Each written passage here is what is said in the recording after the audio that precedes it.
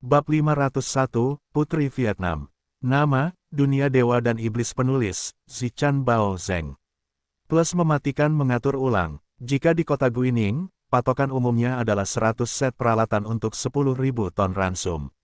Setelah negosiasi berakhir, Yao Lihua menghela napas lega lagi, meskipun hatinya pahit. Kali ini, Yao Lihua tahu dia telah menderita nasib buruk. Itu sebagian karena Mu Xiangling benar-benar licik, juga karena kebutuhan mendesak VPDC akan 10.000 ton ransum. Tanpa 10.000 ton ransum, para penyintas di bawah VPDC pasti tidak akan mampu bertahan hidup di musim dingin. Karena itu, Yao Lihua hanya bisa membiarkan Mu Xiangling mengambil keuntungan sedikit demi sedikit dalam negosiasi, sampai dia mencapai ambang batasnya.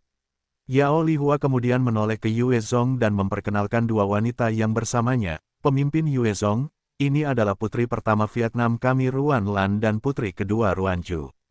VPDC kami berharap Anda bersedia menerima mereka sebagai istri. Mu Xiangling menatap mereka berdua dan sudut mulutnya terangkat membentuk senyum saat dia berkata, "Aku ingat Vietnam adalah rezim komunis, bahkan tidak ada raja, bagaimana mungkin ada putri?" Yao Lihua tersenyum tipis saat dia menjelaskan, "Memang benar kita tidak memiliki raja. Namun, putri-putri kita berasal dari garis keturunan mendiang Raja Ruanxi sebelum rezimnya jatuh dalam kebangkitan komunisme. Mereka benar-benar memiliki garis keturunan bangsawan yang berharga. Ruan Lan dan Ruan Ju adalah wanita yang benar-benar cantik. Sebelum kiamat, mereka menjalani kehidupan yang dimanjakan. Setelah kiamat terjadi, mereka menjadi milik Yao Lihua, yang telah menjadikan mereka sebagai alat tawar-menawar." Yao Lihua tahu bahwa wanita berharga semacam ini akan dengan mudah menarik sikap posesif pria. Meskipun dia secara pribadi tidak menganggap garis keturunan itu penting, dia tahu bahwa itu dapat menarik banyak orang dari posisi yang lebih tinggi. Pada saat yang sama, Ruan Lan dan Ruan Ju telah menjalani banyak pelajaran dalam budaya, etiket, dan dengan penampilan mereka, mereka adalah sumber daya yang paling berharga di tangan Yao Lihua. Mendengar kata-kata itu, rasa sakit melintas di mata pemuda Vietnam yang telah mengikuti Yao Lihua. Dia menatap Ruan Lan yang cantik dengan tatapan kosong, seolah-olah hatinya telah hancur berkeping-keping. Yue Zong menatap mereka dan menjawab dengan acuh tak acuh, "Saya kebetulan membutuhkan dua gadis pelayan. Biarkan mereka datang ke sini." Mendengar nada acuh tak acuh Yue Zong, Ruan Lan menggertakkan giginya dan mengepalkan tinjunya. Sebelum kiamat, banyak pemuda telah jatuh di kakinya mencoba untuk mendapatkan perhatiannya. Pada saat itu, dia bahkan tidak akan membiarkan Yue Zong melihat kedua kalinya dengan wajah biasa seperti itu. Namun, dalam situasi seperti itu, di mana statusnya sebagai putri kerajaan Vietnam sebelumnya tidak menjadi masalah sama sekali, dia harus menikahi seorang pria yang tidak dapat dia pilih. Dia merasa sangat sedih. Mata Yao Lihua berbinar geli, tetapi dia dengan tegas menolak, "Tidak mungkin. Mereka adalah kebanggaan Vietnam kita. Jika kamu menikahi mereka, aku tidak akan mengatakan apa-apa. Tetapi jika kamu menginginkan mereka sebagai pelayanmu, tanpa alasan khusus, aku tidak mungkin setuju." Yue Zong tampaknya tidak keberatan dan menjawab, "Kalau begitu, tidak apa-apa." Yue Zong telah menemukan banyak wanita cantik, dan sementara Ruan Lan dan Ruan Ju benar-benar wanita cantik, dia memiliki lebih banyak wanita cantik di antara haremnya, Zhuo Yatong, Chen Yao, Jiking Wu, Guo Yu, dan bahkan Xin Jiarou. Mereka semua cantik dengan caranya sendiri dan memiliki pesona yang luar biasa. Mu Xiangling masih muda, dan belum tumbuh, tetapi setelah beberapa tahun, dia pasti akan menjadi wanita cantik yang tidak akan kalah dari Ruan Lan. Karena itu, Yue Zong tidak merasa harus mendapatkan Ruan Lan atau Ruan Ju. Yao Lihua buru-buru berbicara, "Pemimpin Yue Zong, aku hanya ingin sedikit mas kawin. Katakanlah, 100 ton ransum.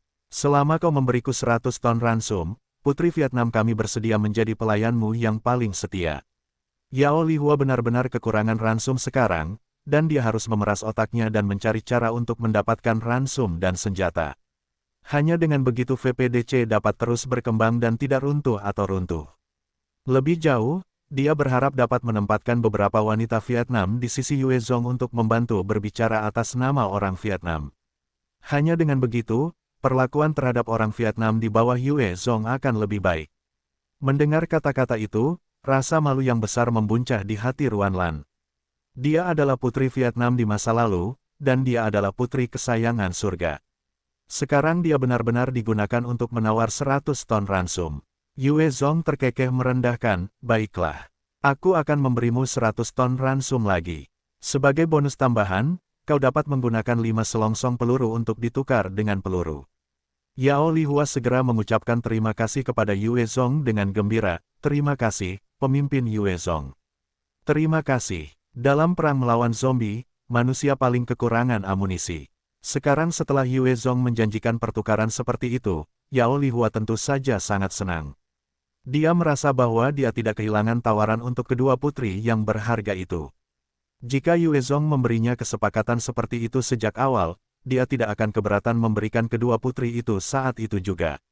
Adapun Yue Zong, dia merayakan dalam hati bahwa masih ada manfaat dari blokade VPDC ini untuk para zombie di Hanoi.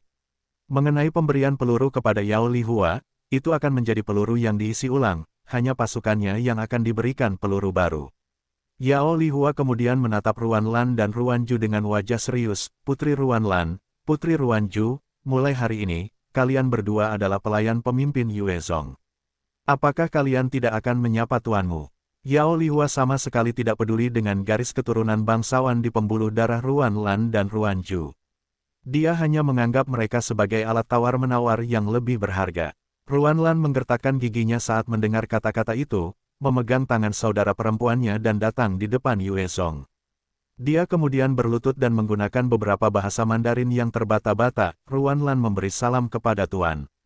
Loli Ruan Ju di samping Ruan Lan juga menggunakan salam yang sama. Ruan Ju memberi salam kepada tuan. Yue Zong menatap Yao Lihua dengan lembut dan berkata, kalian diberhentikan. Yao Lihua membawa pengawalnya bersamanya dengan sikap puas, setelah mencapai apa yang harus dia lakukan di sini. Saat Yao Lihua pergi, Mu Xiangling melompat ke sisinya dan meraihnya seperti seekor koala. Kakak, kamu tidak bisa melihat mereka. Jika kamu menginginkan seorang wanita, pergilah cari ibuku. Ibuku jauh lebih cantik dari mereka berdua. Atau jika kamu menyukai tipenya, aku juga bisa memuaskanmu gelombang-gelombang. Mu Xiangling menatap Ruan Ju, saat dia menatap Yue Zong dengan seringai jahat, meniup pelan ke telinganya. Idiot, kau anggap aku ini apa? Yue Zong menarik Mu Xiangling menjauh dari tubuhnya dan menatapnya dengan serius. Mu Xiangling terkekeh, orang mesum besar yang tidak punya belas kasihan pada wanita manapun, bahkan pada loli kecil sepertiku, dasar lolikon besar. Yue Zong marah kali ini dan dia meraih Mu Xiangling dan meletakkannya di atas kakinya, memukul pantatnya. Kau terlalu berani, lihat bagaimana aku akan memberimu pelajaran. Ah gelombang-gelombang, ya gelombang-gelombang-gelombang, tidak gelombang-gelombang-gelombang, ah gelombang-gelombang-gelombang, tidak. Mu Xiangling mulai menjerit dan mengerang dengan suara yang akan membuat kebanyakan orang tersipu malu. Yue Zong, bagaimana kau bisa bertindak terhadap seorang anak? Pada saat ini, pintu didorong terbuka saat Chen Yao bergegas masuk dengan ekspresi cemas. Dia bisa mentolerir Yue Zong memiliki wanita lain, tetapi dia tidak akan membiarkannya memangsa seorang anak. Ketika dia menerobos masuk dan melihat dengan jelas bahwa masalahnya tidak seperti yang dia bayangkan, dia menjadi tersesat dan merasa sangat canggung. Yue Zong juga merasa canggung saat dia menatap Mu Xiangling, menggertakkan giginya, gadis bodoh. Apa yang kamu teriakkan? Reputasiku hilang karena kamu. Mu Xiangling menyingkirkan dirinya dan melotot ke arah Yue Zong dengan marah, tertawa melengking, siapa yang memintamu untuk menggertakku? Kamu pantas mendapatkannya, lolikon bodoh. Hehe, Mu Xiangling kemudian memantul pergi, melewati Chen Yao. Pada saat yang sama, dia melontarkan senyum provokatif pada Chen Yao, berkata, Chen Yao Jieji. Jangan khawatir, dia tidak berani meletakkan tangannya padaku. Tapi hati-hati, cepat atau lambat, dia akan menjadi milik ibuku dan aku. Dengan itu dia melompat pergi. Melihat gadis yang bersemangat bebas itu datang dan pergi sesuka hatinya, dengan kejenakaannya, Yue Zong juga bingung. Jika dia mencoba, dia tidak sebanding dengan kejenakaan dan kelicikannya. Namun, dia tidak tega menyakitinya, dia juga tidak ingin memengaruhi karakternya. Bagaimanapun, dia punya banyak wanita yang membuatnya takut dan kagum. Dia tidak butuh yang lain. Pada saat ini, Namong Bingyun masuk ke ruangan di samping Chen Yao. Ming Jia duduk di pangkuan Yue Zong, dan bersandar di lengannya, tampak seperti guling dan semacam maskot. Yue Zong menoleh untuk melihat Chen Yao dan langsung bertanya, Chen Yao, waktumu tepat sekali. Aku ingin bertanya padamu, apakah kamu tertarik untuk menjalankan Tai Muyen dan kota Langsan? Mendengar kata-kata itu, mata Namong Bingyun dan Ruan Lan menyala dengan penuh semangat. Peran seperti itu untuk mengelola lebih dari 200.000 orang yang selamat adalah tanggung jawab yang besar, dan merupakan daya tarik yang besar bagi siapapun yang berambisi. Kalau saja posisi itu milikku. Hati Namong Bingyun yang ambisius berkobar. Ia pernah merasakan kekuasaan sebelum kiamat, dan setelah kehilangannya, ia semakin menginginkannya. Ia sangat ingin menjadi pemimpin sebuah faksi. Chen Yao berpikir sejenak, sebelum menggelengkan kepalanya, aku tidak bisa melakukannya. Aku tidak memiliki kemampuan untuk mengelola dua kota ini. Chen Yao juga pernah menjadi pemimpin selama beberapa waktu, dan seiring berjalannya waktu, ia menyadari beban tanggung jawab yang sangat besar. Ia sendiri kini menyadari bahwa ia bukanlah seorang pemimpin yang cakap, karena ia tidak memiliki kekejaman dan ketegasan seorang pemimpin. Ia tidak dapat membuat keputusan dalam situasi kritis untuk menyelamatkan faksinya, yang berpotensi menghancurkan apa yang telah dibangun Yue Zong. Mendengar penolakan Chen Yao, Namong Bingyun tidak dapat menahan diri lagi dan melangkah maju, biarkan aku. Tolong biarkan aku melakukannya. Aku bersedia menjalankan kota dengan baik untukmu, pemimpin. Kau, pupil mata Yue Zong menyempit saat ia menatap Namong Bingyun cukup lama. Namong Bingyun berdiri tegak, menonjolkan sosoknya yang penuh vitalitas dan lekuk tubuh. Demi kekuasaan, ia tak ragu menggunakan tubuhnya sebagai gantinya. Yue Zong bisa mendeteksi ambisi yang kuat di matanya, dan ia dengan tegas menolak, tidak.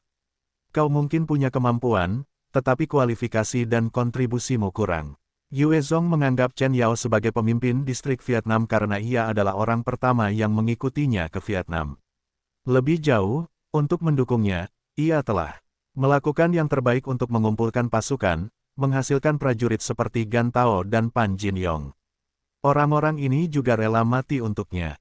Tentu saja, di antara bawahannya saat ini, menyerahkan tanggung jawab besar kepada Namong Bingyun bukanlah hal yang mustahil, namun, ia tidak punya rencana saat ini untuk melakukannya.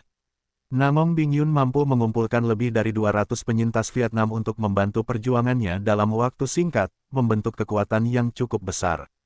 Kemampuannya sungguh mencengangkan, sangat sedikit wanita yang memiliki tekad dan kecerdasan seperti dia. Bahkan Chen Yao mungkin tidak dapat menandinginya dalam hal ini. Akan tetapi, ada banyak orang yang cakap, dan Yue Zong masih belum mengenal Namong Bingyun, dan dia tidak mau begitu saja menyerahkan posisi kekuasaan padanya. Bagi Yue Zong, dia ingin memanfaatkan orang-orang yang cakap, tetapi yang lebih penting, mereka harus menjadi bawahan yang setia. Jika tidak, jabatan yang telah diperolehnya dengan susah payah ini akan menjadi buah persik matang yang dapat dipetik orang lain. Namong Bingyun tampak getir saat dia mundur di belakang Chen Yao, dengan satu kata, ya. Yue Zong kemudian berpikir sejenak, sebelum bertanya kepada Ming Jia. Bagaimana denganmu? Ming Jia telah berjuang bersama Yue Zong sampai ke Guangxi, telah bersamanya hampir di setiap langkah. Posisinya di antara para penyintas Tiongkok di Vietnam juga tinggi. Jika dia yang memimpin kota-kota, tidak ada yang akan keberatan. Ming Jia menatap Yue Zong dengan mata berbinarnya, menjawab seolah-olah dia tidak tahan untuk menjawab, jika itu keinginan Tuan, Jia pasti akan mendengarkan, dan melakukan pekerjaan dengan baik. Namun, Jia berharap untuk tetap berada di sisimu, dan menuangkan teh untukmu.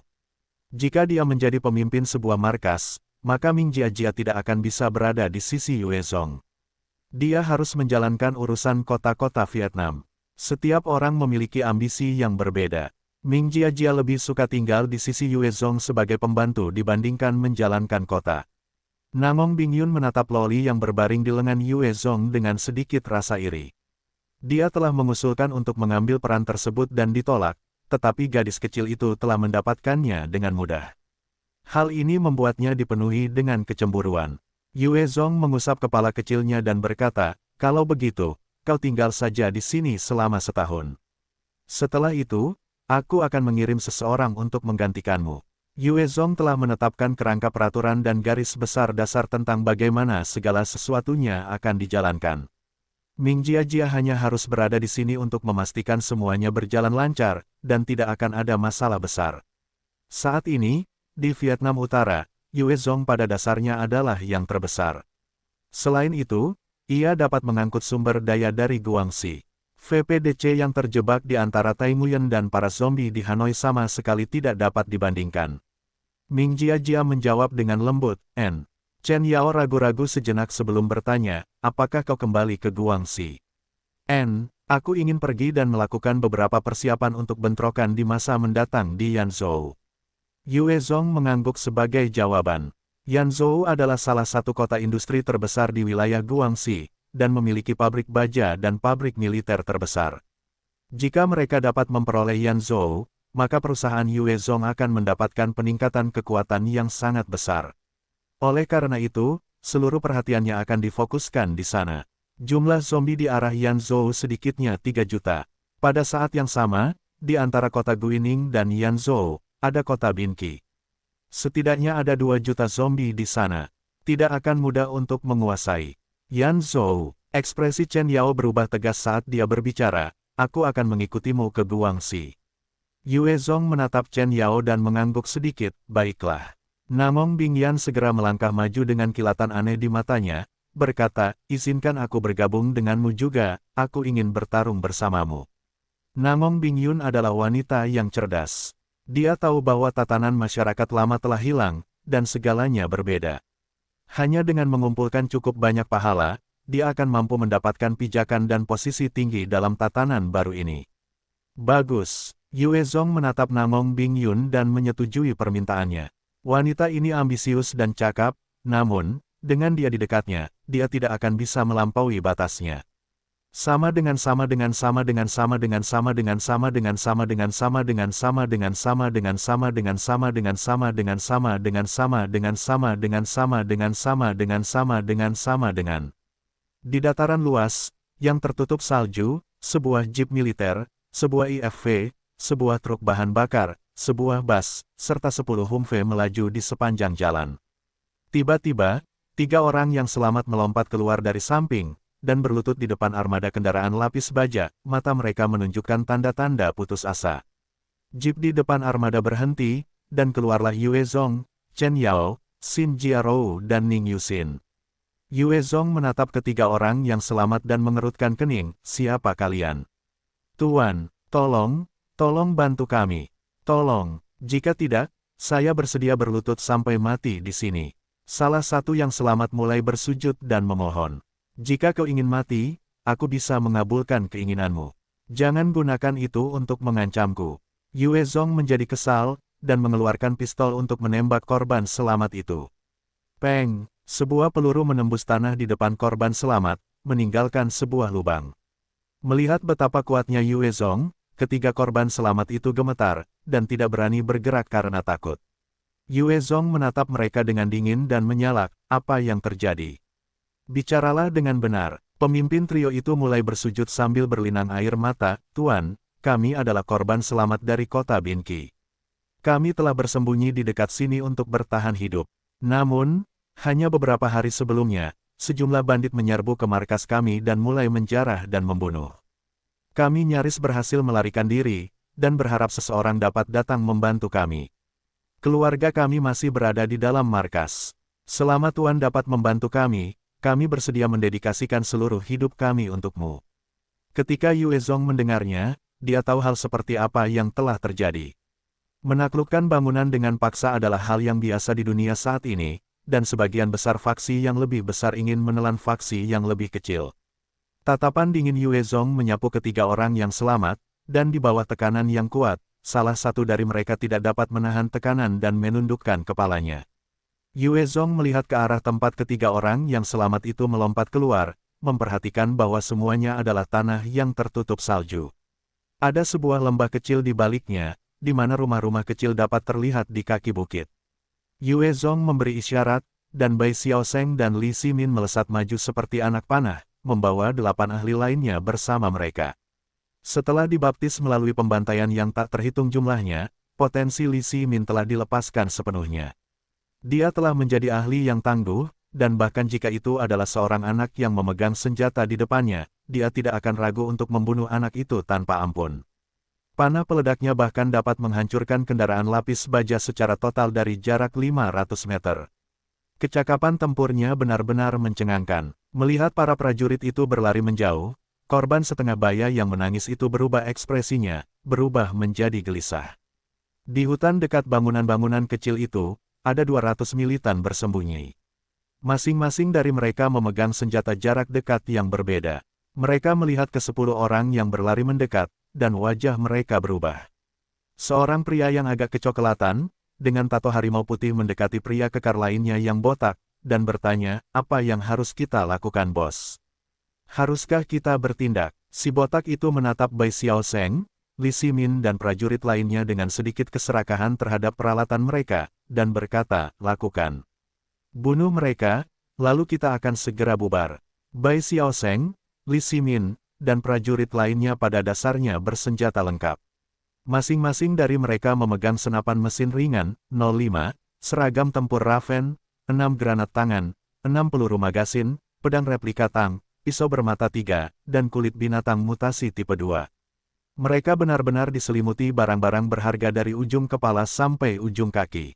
Dengan barang-barang menakjubkan itu, masing-masing kemampuan tempur mereka dapat ditunjukkan secara ekstrim. Adapun si botak, di antara 200 bawahannya, hanya 18 yang memiliki senapan, 16 memiliki pistol, serta 200 peluru. Mayoritas mengandalkan senjata jarak dekat, dan ketika mereka melihat kelompok prajurit ini dengan peralatan yang layak, mata mereka memerah karena keserakahan.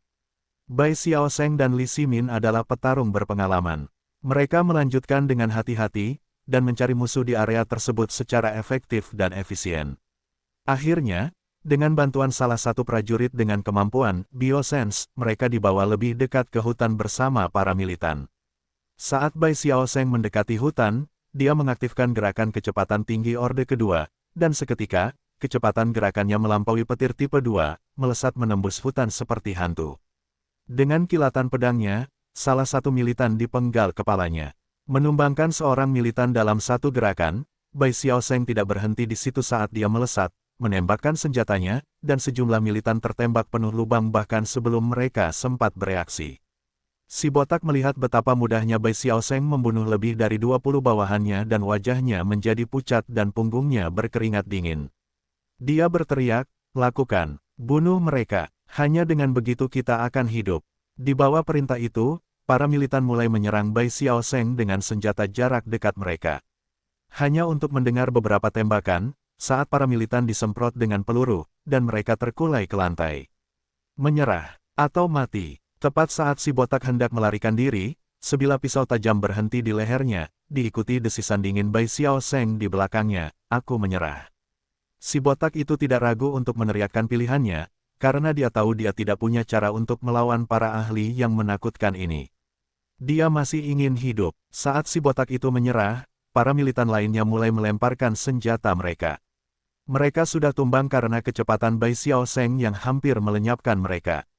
Yue Zong mengamati para militan itu saat mereka berbaris keluar dari hutan ke arah mereka, sebelum dia berbalik untuk menatap pria paruh baya itu dengan dingin.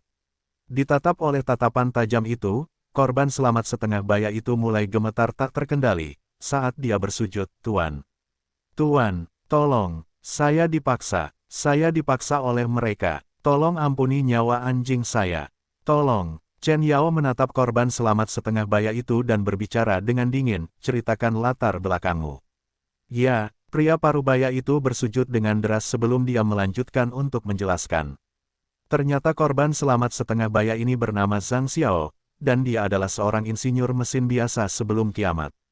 Setelah kiamat terjadi, profesinya tidak lagi populer, karena bertani dan pekerjaan kasar lainnya banyak dicari. Oleh karena itu, keadaannya sangat buruk sejak saat itu, sampai dia bertemu dengan sekelompok bandit ini, dan menjadi umpan mereka, untuk memikat jiwa-jiwa baik hati agar jatuh ke dalam perangkap yang dipasang oleh para bandit ini. Namun, mereka tidak pernah membayangkan hiu besar seperti Yue Zong akan menggigit, menyebabkan mereka menderita, selain tidak bisa mendapatkan apapun. Pemimpin botak itu bernama Hu Fei, dan dia adalah Enhancer level 23. Namun, dia tidak pernah mempelajari keterampilan apapun, dan mengandalkan peningkatan untuk meningkatkan atribut tubuhnya. Sejak kiamat, setahun telah berlalu, dan peluang untuk mendapatkan buku keterampilan dari membunuh zombie dan monster menurun dengan cepat. Faktanya, untuk mendapatkan buku keterampilan apapun, seseorang harus memburu setidaknya binatang mutasi level tinggi atau zombie level tinggi. Namun, mereka bukanlah makhluk yang mudah untuk dihadapi. Ditambah lagi, karena Hu Fei telah melewatkan waktu terbaik untuk menjadi lebih kuat, tanpa dukungan apapun, menjadi semakin sulit baginya untuk menjadi kuat. Zhang Xiao memohon dengan tulus kepada Yue Zong, pelayan rendahan ini sangat mengenal daerah ini. Tolong selamatkan nyawa pelayan rendahan ini, dan pelayan rendahan ini bersedia untuk memimpin jalan. Pada tahap awal kiamat, Zhang Xiao masih mempertahankan aura sok tahu. Namun, ketika dia secara tidak sengaja menyinggung pemimpin sebuah faksi kecil, dia telah dilemparkan ke dalam lubang untuk berkubang selama 1 hari. Sejak saat itu, dia telah kehilangan kesombongannya dan bersedia untuk merendahkan diri ke tingkat apapun, melepaskan tulang punggung atau harga diri apapun hanya untuk bertahan hidup. Yue Zong kemudian bertanya, apakah Anda jelas tentang faksi apa yang ada di sekitar sini? Zhang Xiao mulai mengoceh, ya, aku kenal mereka semua. Sekitar 50 mil dari sini, Kabupaten Mao adalah wilayah aliansi Tiongkok Raya. Di sebelah barat sini, sekitar 40 mil, ada istana salju yang semuanya perempuan. Dan sekitar 60 mil di utara sini, ada aliansi 1000 pahlawan. Ada juga beberapa faksi berukuran sedang lainnya seperti Triad Serigala Hijau, Triad Kepala Harimau, Triad Pedang Besar, Asosiasi Pedang Kecil. Pikiran Yue Zong tumbuh ketika dia mendengar begitu banyak faksi. Dengan aliansi Tiongkok Raya yang besar, Istana Salju, dan aliansi 1000 pahlawan, semua faksi lainnya setidaknya akan memiliki 500 atau 600 orang yang selamat per faksi. Ini berarti seluruh sumber daya di luar sana untuknya. Ada banyak orang di Tiongkok yang memiliki kebiasaan menyatukan kelompok-kelompok yang tersebar untuk membentuk geng. Saat keadaan menjadi buruk, akan ada segala macam faksi acak yang muncul. Panglima perang kecil yang ambisius seperti itu juga akan memanfaatkan kesempatan itu. Ketika Yue Zong mendengar tentang aliansi Tiongkok Raya lagi, ia tenggelam dalam pikirannya sendiri, aliansi Tiongkok Raya ya. Sepertinya kita punya beberapa teman lama. Aliansi Tiongkok Raya telah meninggalkan kesan yang mendalam pada Yue Zong selama masa Guiningnya. Pada saat itu, kekuatan mereka lumayan, tetapi mereka dipimpin oleh orang-orang bodoh dan pengecut. Itulah sebabnya mudah bagi Yue Zong untuk mengalahkan mereka. Namun, sementara ia telah menghancurkan setengah dari kekuatan mereka, setengah sisanya bukanlah faksi yang bisa dihadapi Yue Zong dan 100 lebih prajuritnya saat ini. Yue Zong melihat ke dataran yang tertutup salju dan mendesah, sayang sekali. Sialan cuaca ini, jika bukan karena cuaca yang aneh, Yue Zong akan dapat memimpin seluruh pasukannya untuk melindas jalan mereka melintasi negara. Dengan 800.000 orang di Guangxi, Yue Zong jelas yang terkuat di daerah ini. Tepat pada saat ini, cuaca tiba-tiba berubah gelap. Angin dingin dan kencang mulai bertiup, saat kepingan salju mulai turun. Wajah Yue Zong berubah muram saat dia berteriak, tidak bagus. Semuanya, patuhi perintahku, segera menuju ke kota untuk menunggu badai salju ini berlalu. Dengan langit yang berubah gelap, dan angin menderu, serta kepingan salju, ini semua adalah tanda-tanda badai salju atau lebih buruk lagi, hujan es. Tanpa satelit, Yue Zong tidak memiliki cara untuk memprediksi cuaca dalam beberapa hari ke depan. Namun, dia dapat mengandalkan pengalamannya untuk menghadapinya. Setelah kiamat, cuaca benar-benar berubah tidak dapat diprediksi. Awalnya, Guangxi adalah wilayah yang tidak akan turun salju, namun sekarang, ada berbagai hujan es dengan kekuatan yang berbeda-beda. Bahkan yang terkecil pun dapat menyebabkan sejumlah pohon tumbang. Yang besar bahkan dapat menghancurkan sebuah bangunan. Saat mereka mendengar kata-kata Yue Zong, wajah semua orang berubah muram, dan mulai berebut ke kendaraan mereka, melaju menuju kota. Saat mereka baru saja masuk ke kendaraan mereka, seluruh langit berubah mendung sepenuhnya, dan kepingan salju menjadi lebih besar. Beberapa hujan es mulai jatuh di kendaraan, menghasilkan suara plik-plak yang keras. Saat semua orang bergegas ke kota, kekuatan badai hujan es mulai meningkat secara eksponensial, karena beberapa pohon tumbang dan mulai melayang di udara, mengancam untuk menabrak kendaraan mereka. Sial, Yue Zong menatap pohon-pohon yang datang, ekspresinya berubah jelek. Jika mereka tertabrak pohon yang panjangnya setidaknya selusin meter, jeep itu akan terbalik. Dengan pikiran, sebuah lubang bawah yang besar muncul di tengah udara, saat paku tulang yang tajam melesat keluar dari lubang itu, menusuk pohon itu. Saat White Bones melangkah keluar dari lubang bawah, hembusan angin kencang bertiup, dan menyapunya ke langit.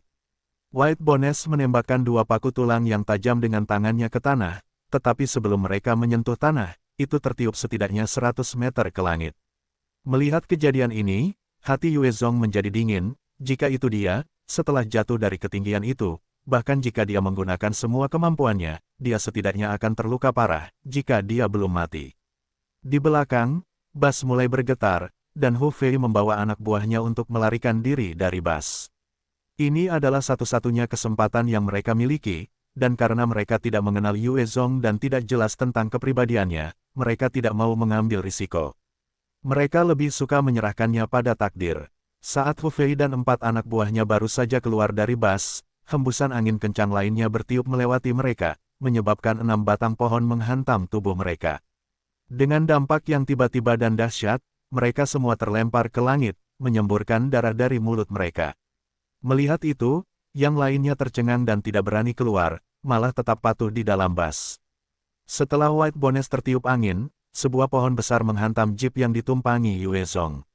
Pada saat itu, jeep itu terlempar sedikit di udara, sebelum terguling beberapa kali karena angin. Pemimpin, apakah Anda baik-baik saja? Dari belakang, Li Ximin menggunakan radio di kendaraan lain untuk berkomunikasi setelah melihat jeep itu terguling. Jangan pedulikan aku, teruslah maju, cepat masuk ke kota, ini perintah. Yue Zong meraung kembali. Di hadapan alam, manusia benar-benar masih sangat rentan. Bahkan jika Li Ximin dan yang lainnya bergegas, mereka tidak akan dapat membantu Yue Zong. Lanjutkan, Bai Xiaoseng menggertakkan giginya dan memberikan perintah, saat armada kendaraan melanjutkan serbuan gila mereka menuju kota. Begitu mereka memasuki kota, dan bersembunyi di dalam gedung, mereka akan menjadi lebih aman. Angin kencang yang sangat dahsyat, menyebabkan sejumlah besar salju jatuh ke tanah, dan segera, lapisan salju tebal telah menutupi seluruh area. Pada saat yang sama, kecepatan peningkatan lapisan salju dapat dilihat dengan mata telanjang. Dalam kondisi seperti itu, Yue Zong dan yang lainnya di jeep akan terkubur di salju. Aku harus keluar. Yue Zong segera melompat keluar dari jeep. Hati-hati. Dari mobil, suara khawatir Chen Yao, Xin Jiarou dan Ning Yuxin terdengar. Ketika Yue Zong melompat keluar dari kendaraan, angin kencang dan dingin bertiup ke arahnya, menyebabkan tubuhnya terasa sedikit dingin. Karena atribut tubuh dan konstitusinya yang meningkat, dingin saat ini belum mengancamnya. Dia menarik napas dalam-dalam dan meraih jeep, sebelum membalikkannya dengan kekuatan 9 kali lipatnya. Tepat saat dia akan naik lagi, hembusan angin kencang lainnya menyapu area tersebut, membawa serta sejumlah batang pohon yang tumbang. Chen Yao menggertakkan giginya dan matanya memancarkan warna hijau, karena sejumlah tanaman merambat muncul seketika untuk bertahan melawan serangan yang datang. Didukung oleh kekuatan angin, pepohonan membawa kekuatan yang dahsyat dan saat menghantam perisai yang dibentuk oleh tanaman merambat, dampaknya menyebabkan dia memuntahkan darah segar, wajahnya menjadi sedikit pucat. Dalam cuaca seperti itu, kemampuan Chen Yao mengalami penurunan efisiensi yang sangat besar. Jika mereka berada di hutan, maka ceritanya akan berbeda. Kalian pergilah duluan, aku akan menangani sisanya. Yue Zong mengeluarkan pedang gigi hitamnya yang sepanjang 2 meter dan berteriak kepada yang lainnya. Dengan lambaian santai, dia mengiris batang pohon yang datang. Chen Yao sebelumnya adalah seorang pemimpin, dan dia menyeka darah dari sisi mulutnya dan menyalakan jeep maju. Yue Zong mengaktifkan langkah bayangannya, saat dia menyerbu di samping jeep ke depan, sesekali menebas untuk menangani batang pohon. Setiap langkah yang diambilnya terasa sangat membosankan. Angin dingin yang keras mengiris kulitnya. Jika bukan karena tubuhnya yang kuat, darahnya pasti sudah lama membeku. Staminanya perlahan terkuras dalam cuaca seperti ini. Ning Yuxin menatap pria yang berani menghadapi bahaya di depan jeep, dan tatapan hangat melintas di matanya. Dia tahu bahwa pria ini kurang dalam banyak hal, tetapi ketika situasinya membutuhkannya, dia bersedia menanggung setiap dan semua masalah. Pria seperti itu sudah sangat langka di dunia apokaliptik ini. Hatinya sudah tergerak oleh Yue Zong, dan saat dia melihat punggung kekasihnya, kakinya sedikit terpelintir, dia jelas basah. Di bawah perlindungannya, jeep itu berhasil memasuki kota dengan susah payah. Saat mencapai kota, dampak badai es akan sedikit tertahankan, karena struktur di sekitarnya menyebarkan angin. Tepat saat Yue Zong bersiap memasuki kota, selusin pohon lanskap di dekat pintu masuk tumbang oleh angin kencang dan terlempar ke arah jeep. Jika hanya Yue Zong sendiri, dia akan dapat menghindari proyektil yang masuk itu dengan mudah. Namun, saat ini, dia tidak mampu melakukannya, dan menggunakan tubuhnya untuk melindungi jeep, bila Blacktooth di tangannya menebas ke arah pepohonan. Dengan bayangan pedang yang melesat keluar dengan marah, pepohonan semuanya terpotong-potong. Namun, karena dia telah menghabiskan banyak staminanya sebelumnya untuk menghadapi badai, dia tertabrak oleh batang pohon yang nyasar, menjatuhkannya ke tanah. Detik berikutnya, angin kencang bertiup dan membawa Yue Zong beserta puing-puing ke langit. Tidak, saat Ning Yuxin menyaksikan Yue Zong tersapu ke langit, dia berteriak meratap. Dia baru saja benar-benar merasakan dirinya jatuh cinta padanya, dan merasa begitu aman, dan saat berikutnya, dia diterjang badai. Itu terlalu kejam. Chen Yao melirik Yue Zong dengan tatapan rumit, dan menggertakkan giginya saat dia terus mengarahkan jeep menuju kota. Dia mungkin naif dan polos saat pertama kali meninggalkan sekolah, tetapi melalui berbagai pengalamannya, terutama di Vietnam, dia telah dewasa dan tumbuh. Dia tidak gegabah lagi. Yue Zong di sisi lain dibawa ke ketinggian yang lebih tinggi, mencapai ketinggian 100 meter. Di langit, suhunya sangat dingin, dan bahkan dengan daya tahan 10 kali lipat dari orang normal, Yue Zong merasakan dinginnya. Dipaksa oleh suhu yang sangat dingin, Yue Zong tidak punya pilihan selain mengaktifkan api iblisnya, karena ada lapisan yang menyelimutinya, memberinya kehangatan. Hanya saja di tengah cuaca yang keras dan tanpa ampun, penggunaan api iblisnya menyebabkan staminanya terkuras dengan cepat dan efeknya sedikit. Dalam waktu kurang dari 5 detik, api itu padam oleh angin kencang. Seperti Chen Yao dan manipulasi tanamannya, api iblis Yue Zong sangat menderita di salju. Di tengah badai, Yue Zong telah melengkapi dirinya dengan topeng kabuki, menutupi dirinya dari kepala hingga kaki. Meski begitu, hawa dingin menyusup masuk melalui celah-celah pakaiannya, menggerogoti suhu tubuhnya. Tangannya hampir membeku. Tanpa pilihan lain, dia hanya bisa menggunakan api iblisnya selama 5 detik lagi, menghangatkan dirinya. Kalau tidak, dia akan membeku sekeras batu. Yue Zong tertiup cukup jauh, sebelum angin mulai melambat. Kesempatan, Yue Zong merasakan angin mereda dan segera mengaktifkan manipulasi gravitasinya. Sebuah gaya gravitasi yang kuat membebani dirinya, menambah beratnya 2 kali lipat. Ia kemudian jatuh seperti batu besar yang jatuh. Setelah mencapai ketinggian tertentu, ia mengaktifkan kembali manipulasi gravitasinya, mengubah beratnya menjadi setengah dari berat semula. Turunnya ia mulai melambat. Ketika angin membawanya naik, ia akan menggandakan beratnya lagi, memastikan bahwa ia terus turun. Yue Zong benar-benar telah menghabiskan banyak stamina dan semangatnya, setelah menggunakan manipulasi gravitasi sebanyak 8 kali, sebelum akhirnya kelelahan. Ia kemudian jatuh langsung dari ketinggian 30 meter. Ketika ia mendarat dengan kedua kakinya, sebuah kekuatan yang mengerikan menjalar dari bawah, langsung menghancurkan keduanya. Rasa sakit dan benturan yang luar biasa menyebabkan ia jatuh terduduk di tanah. Aku menjadi lumpuh lagi. Ia terkekeh getir, menelan rumput penyelamat hidup dan mulai merangkak dengan tangannya menuju kejauhan. Kebanyakan orang biasa akan membutuhkan setidaknya 100 hari untuk pulih dari hal seperti ini. Bagi Yue Zong, karena kemampuan regenerasinya, ditambah dengan vitalitasnya yang tinggi, paling lama hanya butuh 1 hari untuk kembali ke kondisi primanya. Daerah tempat ia mendarat masih mengalami angin kencang, tetapi untungnya, tidak terlalu kencang atau berbahaya. Namun, Yue Zong tidak berani ceroboh, dan terus menyeret dirinya sendiri. Ia telah menghabiskan seluruh kekuatannya, tinggal di satu lokasi berbahaya. Pemanggilan tulang putih melalui lubang neter juga memiliki cooldown, dan Yue Zong belum memiliki cara untuk memanggilnya keluar. Di tengah badai salju, jari-jari Yue Zong seperti kait, saat mereka menggali ke dalam tanah, menyeret dirinya ke depan tanpa henti. Ia jelas tidak ingin mati di salju. Setelah beberapa waktu, entah berapa lama, akhirnya dia menemukan sebuah kota yang tidak dikenalnya, dan matanya pun berbinar. Mengumpulkan sisa staminanya, dia menyeret dirinya ke sana. Berbagai rumah semuanya tertutup, jendela dan pintunya tertutup rapat. Sejumlah wajah dingin dan acuh tak acuh mengintip keluar jendela, menatap Yue Zong tanpa sedikit pun rasa kasihan. Tidak ada yang mau membiarkannya masuk. Mereka hanya ingin melihat apakah si lumpuh ini adalah zombie atau bukan. Di dunia apokaliptik ini, di mana ransum sangat berharga, berbagai keluarga secara alami kurang bersedia untuk membagikannya. Yue Zong juga tidak mengemis. Dia hanya ingin mencari tempat untuk bersembunyi dari badai. Selama dia bisa beristirahat dengan baik selama 1 malam, dia tidak akan takut pada apapun. Di dalam kota seperti itu, biasanya akan ada beberapa bangunan kumuh, dan itulah target Yue Zong. Tepat pada saat ini, sebuah pintu tiba-tiba terbuka, ketika seorang wanita muda menjulurkan kepalanya dan menatap Yue Zong, rasa kasihan melintas di matanya, apakah kamu ingin masuk? Yue Zong menatap wanita muda itu dengan waspada. Dalam kiamat ini, kebanyakan manusia egois, dan dengan masalah kelangkaan makanan, beberapa orang bahkan terpaksa melakukan kanibalisme. Yue Zong telah menemukan banyak pabrik yang mengolah daging manusia. Dia tidak ingin menjadi santapan orang lain.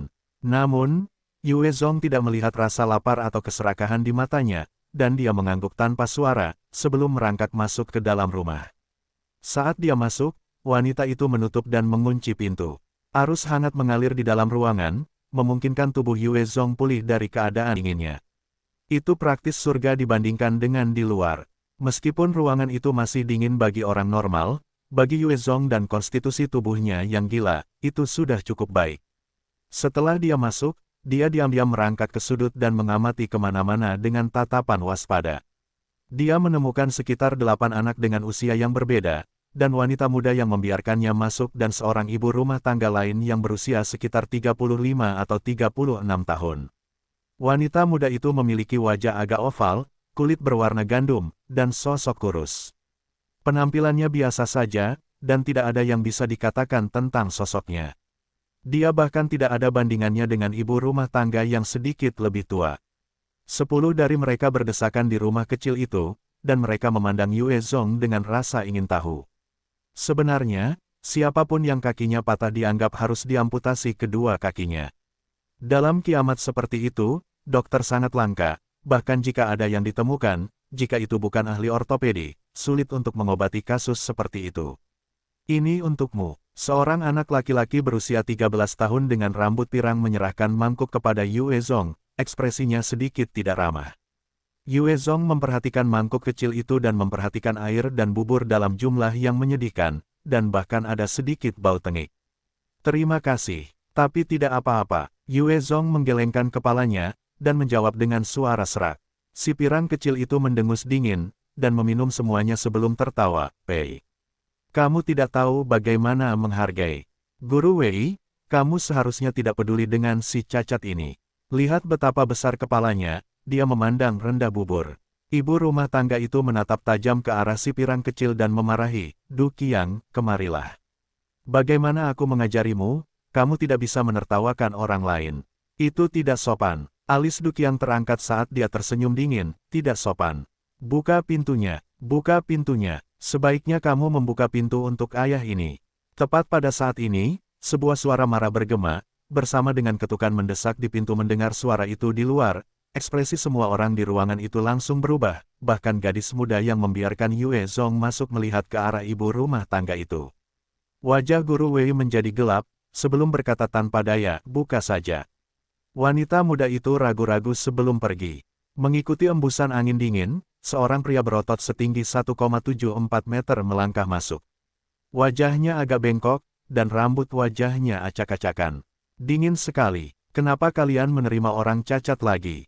Sial, kalian bahkan tidak bisa mengurus diri sendiri dan kalian ingin membantu para bajingan tidak berguna ini. Pria parubaya itu mengumpat ketika dia melihat Yue Zong di sudut, mengutuk Guru Wei. Guru Wei tetap diam, menerima omelan hinaannya tanpa menjawab. Pria parubaya itu kemudian berkata dengan tidak sabar, lupakan saja. Jika kamu ingin menjadi gila, itu bukan masalahku. Ayo, mari kita bercinta. Dia kemudian melanjutkan untuk melepas pakaian Guru Wei tanpa peduli dengan orang-orang di sekitar. Melihat ini, ada berbagai ekspresi di wajah anak-anak, ada yang takut, ada yang terluka, ada yang gembira, dan ada yang penasaran. Wajah si pirang kecil sangat jelek, saat dia menggertakkan giginya, dan ekspresi kesakitan dan ketidakberdayaan melintas di matanya. Dia berbalik. Guru Wei tidak melawan atau melawan, dan membiarkan pria itu dengan berani meraba-raba dan melepaskan pakaiannya. Yang dia lakukan hanyalah bertanya dengan lembut, mana jatahnya. Ini, pria parubaya itu tidak sabar dan melemparkan sebuah tas, sebelum menjilati lehernya yang terbuka, menjadi terangsang. Wanita muda yang telah membiarkan Yue Zong masuk segera mengambil tas itu untuk memeriksa isinya, sebelum memeluknya dengan hati-hati. Matanya dipenuhi dengan kesedihan dan ketidakberdayaan saat dia melihat pria parubaya itu tergeletak di atas tubuh Guru Wei dan melakukan segala macam hal.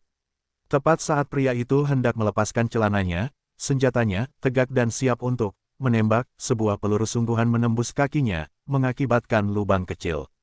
Pria itu jatuh terduduk ketakutan, menatap Yue Zong di sudut ruangan dengan takut.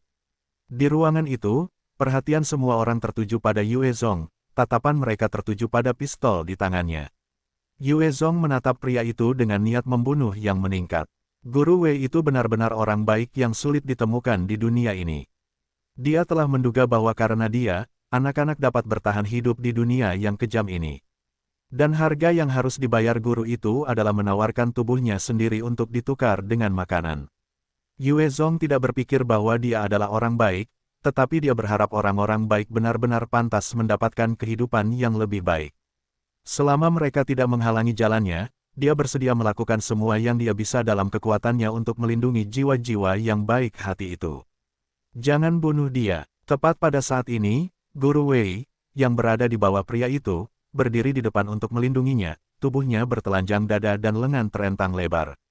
Roh Yue Zong sangat kuat, dan niat membunuh yang terpancar darinya dapat dirasakan oleh semua orang di ruangan itu. Yue Zong menatap guru itu dengan tatapan rumit saat dia berbicara perlahan, melihat bahwa dia telah memperlakukanmu seperti itu, namun kamu ingin melindunginya. Beri aku alasan untuk tidak membunuhnya. Guru Wei menatap lurus ke belakang tanpa rasa takut di matanya, dan tersenyum sedih, ya, aku menggunakan tubuhku untuk menukar makanan. Itu bukan solusi terbaik, tetapi aku adalah pihak yang bersedia. Tanpa bantuannya, semua orang di sini pasti sudah kelaparan sejak lama. Selain itu, demi bertahan hidup, aku telah memberikan diriku kepada sejumlah orang. Dibandingkan dengan yang lain, aku tidak bisa benar-benar mengeluh tentang bagaimana dia memperlakukanku. Yue Zong tenggelam dalam pikirannya, dan menyimpan senjatanya, sebelum menatap pria itu dan membentak dengan dingin, kamu lolos dengan mudah. Pergilah. Ya, aku akan pergi. Aku akan pergi. Pria itu menyeka keringatnya dan bergumam pada Yue Zong sebelum bergegas keluar pintu. Saat pria itu meninggalkan ruangan, tatapan Yue Zong menyapu dada Guru Wei yang cantik dan menggerahkan, dan perasaan aneh muncul di hatinya. Dia sudah hampir seminggu tidak bersama wanita manapun, dan karena pekerjaannya, dia tidak berhasil beristirahat. Sekarang setelah semuanya tenang, tubuhnya mulai bereaksi. Itu tidak ada hubungannya dengan cinta, itu hanya kebutuhan seksual semata. Guru Wei yang menawan merasakan tatapan penuh gairah dari Yue Zong dan merasakan tatapan dari anak-anak, dan dengan cepat mengenakan pakaiannya. Setelah dia berpakaian, Yue Zong bertanya, siapa namamu? Apa tempat ini? Saya ingin provinsi, kota atau kabupaten tertentu. Guru Wei mengumpulkan pikirannya sebelum menjawab, saya dipanggil Wei Jie, dan saya adalah seorang guru sekolah dasar sebelum kiamat. Ini adalah kota Ding, di dalam provinsi kota Binxi di provinsi Guangxi. Pemimpinnya bernama Zhang Liuhe. Untungnya, aku tidak tertiup terlalu jauh. Mendengar kata-katanya, Yue Zong menghela napas lega. Kota Binxi tidak terlalu jauh dari kota Guining, selama dia bisa sampai ke jalan yang dikenalinya, dia bisa mencapai Guining dalam beberapa jam. Yue Zong terus bertanya, apakah kamu tahu jalan ke Guining? Wei Jie langsung menggelengkan kepalanya, tidak. Dia hanya seorang guru biasa di masa lalu, pergi ke kota Guining atau kota Nanning akan membutuhkan kereta atau mobil. Jika dia harus pergi ke sana sendiri, dia tidak bisa mengaturnya. Yue Zong juga seorang mahasiswa biasa sebelumnya, bahkan tanpa lisensi. Kemanapun dia pergi, dia memiliki bawahan untuk membimbingnya, tetapi dia sendiri tidak dapat menemukan jalan menuju kota Guining.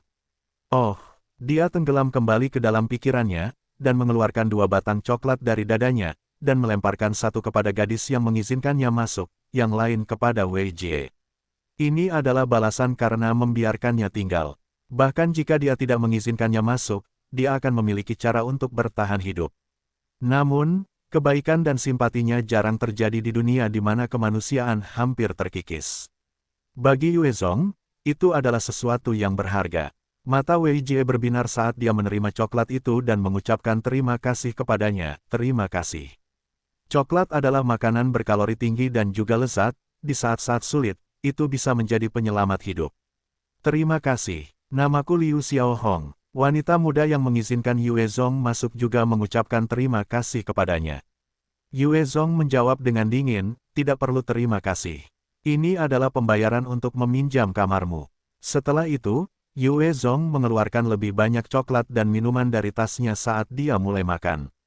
Coklat dan minuman ini semuanya adalah makanan berkalori tinggi, dan menyediakan energi yang diperlukan untuknya. Dengan itu, dia bisa pulih lebih cepat. Di sisi lain, para bajingan kecil itu melihat Yue Zong makan dengan lahap sendirian, dan mulai mengeluarkan air liur. Namun, mereka teringat niat membunuh yang kuat yang telah dilepaskannya sebelumnya, dan takut padanya. Karena itu, mereka tidak berani mendekatinya untuk bertanya. Wei Jie membuka coklat batangan yang dilemparkan Yue Zong kepadanya, dan mulai membaginya, memberikan porsi yang sama kepada setiap anak, tidak menyisakan satu pun untuk dirinya sendiri. Yue Zong menyaksikan ini dalam diam, dan merasa sedikit tenang. Bahkan di dunia yang kejam ini, di mana ketertiban telah runtuh, masih ada orang-orang yang menjaga kemanusiaan dan kebaikan mereka. Selain itu dari sesama orang Tiongkok, dan itu memberinya semacam penghiburan, setelah menyaksikan dan mengalami banyak kejadian gelap dan mengerikan. Setelah melihat, dia kemudian berbaring dengan tenang dan menutup matanya untuk beristirahat. Namun, dia mempertahankan postur setengah tertidur, saat ada niat membunuh, atau sedikit gerakan dari sehelai rumput, dia akan siap. Wei Jie menatap pemuda di depannya ini, dengan tatapan rumit di matanya juga. Dengan pengalamannya, dia bisa tahu bahwa pria ini masih sedikit manusiawi. Namun, meskipun dia seorang ahli, dengan kakinya yang patah, akan sulit untuk bergerak di dunia ini.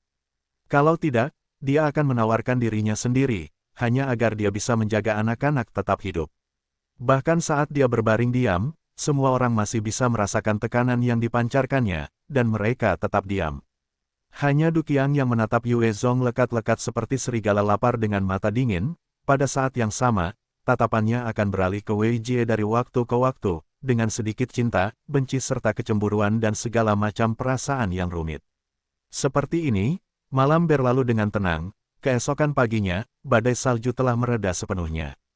Du Qiang mendorong pintu hingga terbuka dan mulai berjalan keluar. Wei Jie memperhatikan anak laki-laki itu dan tidak bisa menahan diri untuk tidak berteriak, Du Qiang, kemana kamu pergi? Kamu belum makan sarapan. Du Qiang membalas dengan cepat tanpa menoleh, bukan urusanmu. Dia memperhatikannya pergi, dan mendesah. Liu Xiaohong mengulurkan tangan untuk meyakinkannya, Guru Wei. Jangan pedulikan dia, kami berbeda darinya. Kepribadian Du Qiang adalah pemberontak, dan dalam kelompok kecil ini, sulit baginya untuk menyesuaikan diri. Selain Wei Jie, yang lainnya membencinya. Wei Jie tidak banyak bicara, dan hanya menjawab, saatnya sarapan. Segera, asap panas mengepul dari rumah kecil ini. Semua orang mendapatkan semangkuk kecil bubur. Anak-anak mengambilnya dengan hati-hati dan menikmati setiap tetes terakhir, seolah-olah itu adalah makanan paling lezat yang pernah mereka makan. Sebelum kiamat, banyak yang merupakan tiran dan raja kecil, membuang-buang makanan setelah beberapa suap. Mereka bahkan tidak suka makan makanan yang layak, mereka hanya suka mengunyah camilan. Namun, dengan kenyataan pahit kiamat, mereka mulai menikmati bahkan makanan yang paling sedikit sekalipun. Liu Xiaohong juga menyiapkan mangkuk untuk diberikan kepada Yue Zong. Dia menggelengkan kepalanya dan melemparkan 2 kaleng daging kepada Liu Xiaohong dan Wei Jie. Ketika kedua wanita itu melihatnya, mata mereka dipenuhi dengan kilatan aneh. Di kota Ding ini, sekaleng daging dapat dengan mudah membeli seorang wanita cantik seperti Wei Jie selama 4 malam. Yue Zong baru saja membuang 2 kaleng. Kemurahan hatinya dan sikap santainya membuat mereka senang, namun khawatir pada saat yang sama para bajingan kecil di dalam ruangan itu menatap kaleng-kaleng daging di tangan Wei Jie dan Liu Xiaohong. Wei Jie ragu-ragu sejenak, sebelum menggertakkan giginya, ayo kita buka satu. Liu Xiaohong menelan ludahnya dan membuka kalengnya. Wei Jie berkata, satu potong per orang. Yayai, itu hebat. Kalian yang terbaik. Anak-anak bersorak kegirangan dan mengelilingi mereka. Masing-masing diberi sepotong, dan mereka mulai mengunyah sedikit demi sedikit, menikmati rasanya selama mungkin. Sudah lebih dari setengah tahun sejak terakhir kali mereka makan daging. Di dunia apokaliptik, ada banyak orang kuat di faksi mereka yang menjalani kehidupan yang lebih baik daripada sebelum bencana. Namun, orang-orang di lapisan bawah masyarakat lebih buruk, banyak yang kelaparan dan menderita. Tepat saat mereka menikmati daging mereka, 10 pria kekar, dipimpin oleh seorang pria berotot dengan gigi tonggos dan satu mata, menyerbu ke dalam rumah kecil itu. Du Qiang menunjuk Yue Zong, sebelum memasang ekspresi menjilat ke arah pria bergigi tonggos itu dan berkata, Bos Sun, itu orangnya, dia punya pistol. Dialah yang melepaskan tembakan tadi malam. Bos Sun mengalihkan pandangannya ke Yue Zong dan mengancam dengan keras, persetan. Dasar cacat, ini wilayahku, ayahmu. Serahkan pistolmu. Kalau tidak, aku akan mematahkan lenganmu dan mengubahmu menjadi orang cacat tanpa anggota badan. Setelah meneriakkan ancamannya, tatapannya tertuju pada Wei Jie, dan sedikit nafsu menyimpang melintas di matanya. Dia menjilat bibirnya dan melanjutkan, sial. Ada barang berkualitas di sini. Sungguh sia-sia. Datanglah dan buat dirimu berguna. Setelah itu, dia bahkan tidak peduli dengan mata di ruangan itu dan mengulurkan tangan untuk menjambak rambut Wei Jie. Di wilayah ini, Bos Sun ini menjalani hidup seperti seorang raja. Sejak kiamat, di mana moralitas dan kemanusiaan pada dasarnya terkikis, dia tidak peduli bagaimana orang lain memandangnya. Dia adalah saudara dekat Zhang Liuhe, bos kota Ding, dan selama dia setia padanya, meniduri beberapa wanita bukanlah masalah besar. Tidak, Bos Sun. Rasa marah yang besar membuncah di hati Du Qiang, dan dia melompat maju, mencoba menghentikan Bos Sun dari meraih Wei Jie. Sampah sialan, pergi ke neraka. Bos Sun menatap Du Qiang dengan tatapan ganas dan melontarkan pukulan ganas. Kekuatan 3 kali lipat dari orang normal meledak keluar, menyebabkan Du Qiang terbang ke arah dinding, menabraknya dengan keras.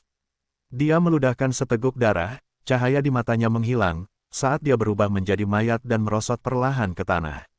Melihat pemandangan berdarah itu, anak-anak lainnya, Wei Jie dan Liu Xiaohong gemetar ketakutan. Membunuh seseorang dengan satu pukulan, itu adalah pertama kalinya mereka menyaksikan pemandangan yang begitu menakutkan. Bos Sun meludahkan segumpal air liur ke lantai, menatap Wei Jie dan memerintahkan dengan penuh kebencian, Wei. Sampah, dia berani mengganggu urusan ayah ini. Merangkaklah ke sini. Sebaiknya kau jilat sepatu botku sampai bersih. Bos Sun adalah seorang petani rendahan sebelum kiamat. Karena penampilannya, dia telah menderita banyak penghinaan di kota, dan banyak wanita menjauh saat melihatnya.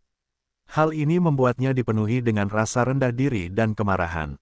Setelah kiamat, dia mendapatkan sedikit kekuatan dan mulai membalas terhadap wanita cantik manapun. Dia suka melihat mereka merendahkan diri di kakinya seperti anjing. Wajah Wei Jie pucat pasi. Meskipun dia telah mengkhianati dirinya sendiri, dia tidak mau membuang harga dirinya juga. Sampah, Yue Zong membentak dengan dingin. Ketika Bos Sun mendengar itu, dia menunjuk Yue Zong dan berteriak, persetan. Orang cacat sialan, apa yang kau katakan? Orang-orang, patahkan lengannya, lalu gantung dia di luar untuk dikeringkan. Dasar sampah, mati saja. 7 orang itu berlari ke arah Yue Zong dengan sedikit kegilaan di mata mereka. Dengan sekejap mata, sebelum mereka mencapai Yue Zong, tubuh mereka terpotong-potong menjadi beberapa bagian. Darah segar dan isi perut yang mengepul berceceran di mana-mana. Seluruh ruangan ditutupi warna darah yang mengerikan. Yue Zong berdiri perlahan, pedang gigi gergaji buayanya terangkat di tangannya, saat dia menatap Bos Sun dengan dingin. Ah, melihat ketujuh rekannya teriris seperti tahu, salah satu bawahan lainnya ketakutan dan gemetar saat dia mencoba lari keluar. Wajah Bos Sun berubah drastis, dan dia langsung tahu bahwa dia bukan tandingan Yue Zong. Dia sendiri tidak mungkin bisa langsung membantai 7 orang, dan pria ini baru saja melakukannya dengan santai. Dia jelas lawan yang berbahaya dan kuat. Bos Sun segera mengambil keputusan dan berlari cepat ke arah Wei Jie. Selama dia memiliki sandera, dia akan memiliki sedikit peluang. Tepat saat dia hendak meraihnya, sebilah-bilah pedang menebas lehernya, dan kepalanya jatuh tanpa perlawanan apapun. Mayat tanpa kepala itu terhuyung beberapa langkah ke depan, sebelum jatuh ke tanah saat darah mengalir deras di udara. Ketika Wei Jie, Liu Xiaohong dan anak-anak lainnya menyaksikan ini, mereka benar-benar ketakutan setengah mati. Mereka belum pernah melihat pemandangan yang tidak manusiawi seperti itu sebelumnya. Reaksi yang bagus. Sayang sekali, itu terlalu lambat. Yue Zong mengamati mayat Bos Sun, sebelum tiba-tiba menghilang dari posisinya. Saat berikutnya, dia muncul di samping penjahat yang tersisa, bila pedangnya dipegang di leher saat dia menyalak dengan dingin, "Bawa aku ke Zhang Liu He." Ya, pria kekar itu segera tergagap, dia tidak berani menentang keberadaan yang begitu menakutkan. Dipimpin oleh pria kekar itu, Yue Zong datang ke sebuah villa. Pria itu menunjuk ke villa dan berbicara, "Zhang Liu He ada di dalam." Pada saat yang sama, seorang pria parubaya melangkah keluar, memancarkan aura yang mengesankan. Dia memiliki tangan kasar yang besar, wajahnya sedikit kecoklatan, tetapi matanya tajam. Dia ditemani oleh 8 enhancer lainnya. Zhang Liu He menatap Yue Zong dan matanya menyipit, "Teman, aku Zhang Liu He. Apakah ada semacam kesalahpahaman di antara kita?" Yue Zong menatapnya dengan dingin dan berkata, "Kota Ding sekarang milikku. Aku hanya memberimu 3 detik untuk mempertimbangkan, kamu bisa menyerah atau mati." Kota Ding berada di antara kota Binqi dan kota Guining dan akan menjadi tempat dalam kendali Yue Zong di masa depan. Karena dia datang ke sini, dia mungkin juga menjalankan rencananya lebih awal. Seorang pria dengan rambut runcing dan jaket kulit emas melangkah keluar dan mengutuk, "Sialan kamu. Siapa kamu? Apakah kamu ingin mati?" Mata Yue Zong berubah dingin, saat stinger muncul di tangannya dan dia melepaskan satu tembakan ke mulut besar itu. Pria dengan rambut runcing itu kepalanya langsung hancur berkeping-keping, saat otak merah dan putih yang tidak rapi berceceran di tanah, memperindah trotoar. Hati Zhang Liu He menjadi dingin saat dia berteriak, "Bergerak! Bunuh dia!" Kata-kata Zhang Liu He baru saja keluar dari mulutnya ketika Yue Zong telah mengaktifkan langkah bayangannya, melesat maju seperti anak panah, hampir seketika muncul di depan Zhang Liu He seperti hantu. Yue Zong mengayunkan pedang gigi gergaji buayanya, dan seberkas bilah pedang melesat melewati leher Zhang Liu He. Zhang Liu He tidak punya cara untuk bereaksi tepat waktu ketika kepalanya terpotong dengan bersih. Kepalanya berguling ke tanah, darah segar berceceran di mana-mana. Melihat betapa santainya dia mengalahkan bos mereka, keempat ahli itu merasa hati mereka menjadi dingin. Mereka basah kuyup dalam ketakutan dan tidak berani bergerak. 3 enhancer yang tersisa yang berbasis kelincahan dan kekuatan menyerang ke arah Yue Zong. Yue Zong menatap ketiga enhancer itu dan krokodil Tooth Saw Blade di tangannya menari lagi. Dalam sekejap mata, ketiga enhancer itu teriris. Tubuh mereka yang terpotong-potong jatuh ke lantai. Itu adalah pemandangan yang mengerikan. "Aku menyerah, aku menyerah, aku menyerah. Jangan bunuh aku menyerah." Keempat ahli yang tersisa merasa kepercayaan diri mereka hancur, dan mereka segera berlutut di tanah, menggigil saat mereka mengambil inisiatif untuk menyerah. Itu adalah pertama kalinya mereka bertemu dengan ahli yang begitu menakutkan, dan sementara mereka berdelapan dapat bergabung melawan Zhang Liu He, di depan pria ini, mereka jelas telah dibantai seperti ayam. Mereka tahu mereka sama sekali bukan apa-apa. Yue Zong menatap mereka dengan dingin dan bertanya, "Laporkan nama kalian." "Zhang En, Tang Jun, Ma Jian, Lu Feng." Yue Zong memerintahkan, "Pergi kumpulkan prajurit kota Ding, tunggu perintahku." Ya, keempat pria itu segera berangkat. Di dalam kota Ding, ada 300 orang yang selamat, dan 80 di antaranya adalah prajurit. Sisanya hanyalah para penyintas biasa. Kebanyakan dari mereka tidak memiliki kesan yang baik terhadap Zhang Liu He, bahkan jika pemimpinnya diganti, mereka tidak memberikan tanggapan apapun. Mereka adalah orang-orang terendah di masyarakat. Yue Zong membagi 80 prajurit itu menjadi 4 tim yang dipimpin oleh masing-masing dari 4 ahli. "Bos Yue, tidak bagus. Ada serangan musuh." Tepat saat Yue Zong mengatur ulang mereka, Zhang En berlari dengan ekspresi pucat, diapit oleh 6 atau 7 anak buahnya saat dia melapor dengan keras. "Apa? Bawa aku ke sana." Yue Zong mengerutkan kening dan pergi dengan langkah besar. Kota Ding sekarang dianggap sebagai sebuah bangunan di bawah kendalinya, dan itu berarti warganya adalah orang-orangnya. Jika dia punya sarana, dia akan melindungi mereka dengan benar. Tang Jun dan dua lainnya bertukar pandang saat mereka mengikuti dari dekat. Ketika Yue Zong tiba di pusat kota, dia melihat sekelompok 100 pria dan wanita membawa senjata, masing-masing dari mereka memiliki tato kalajengking. Mereka membunuh dan memperkosa para penyintas kota Ding. Tang Jun melihat tato-tato itu dan wajahnya pucat pasi, kalajengking yang ganas. Itu mereka kalajengking kejam adalah pasukan bersenjata terkuat selain dari 3 kekuatan utama.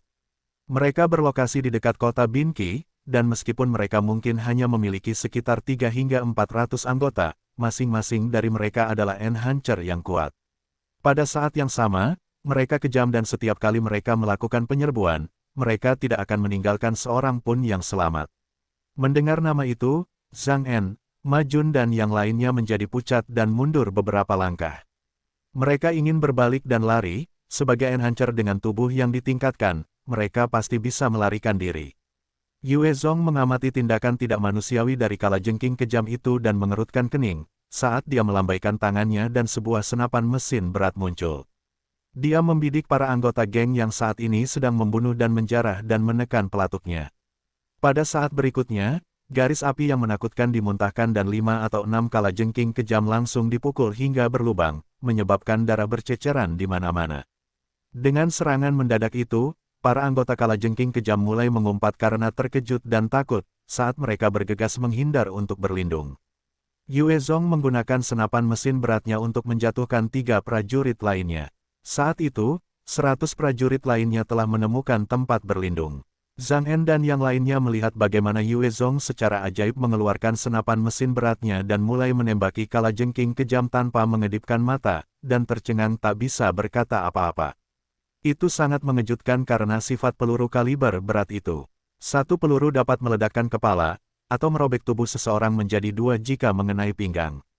Kemampuannya untuk menyapu musuh-musuhnya sangat menakutkan dan merupakan bukti kekuatannya. Yue Zong melihat bahwa para prajurit telah berhasil menemukan tempat berlindung, dan dia sedikit mengernyit. Akan lebih sulit untuk menghadapi mereka. Yue Zong kemudian melesat maju menuju tempat persembunyian para prajurit. Pergilah ke neraka. Tepat di tengah-tengah serangannya, 6 enhancer kalajengking kejam melompat keluar dari sebuah gang dan menyerang Yue Zong dengan belati dan pedang replika tang mereka. Yue Zong mengeluarkan senapan mesin ringan ganda, 05 miliknya dan dengan kecepatan kilat, dia membidik kepala mereka dan melepaskan tembakan tanpa ampun. Dengan semburan tembakan singkat dan bersih, 6 enhancer kalajengking ganas itu berubah menjadi saringan. Kuang Lang, mengikuti suara kaca pecah, 2 enhancer berbasis kelincahan menerobos jendela dan menyerang Yue Zong.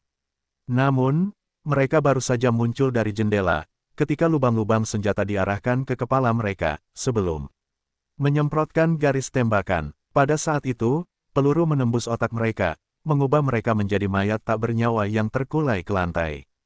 Di sudut tersembunyi, selusin pria dan wanita muda mengenakan pakaian compang camping dan mereka berkerumun bersama.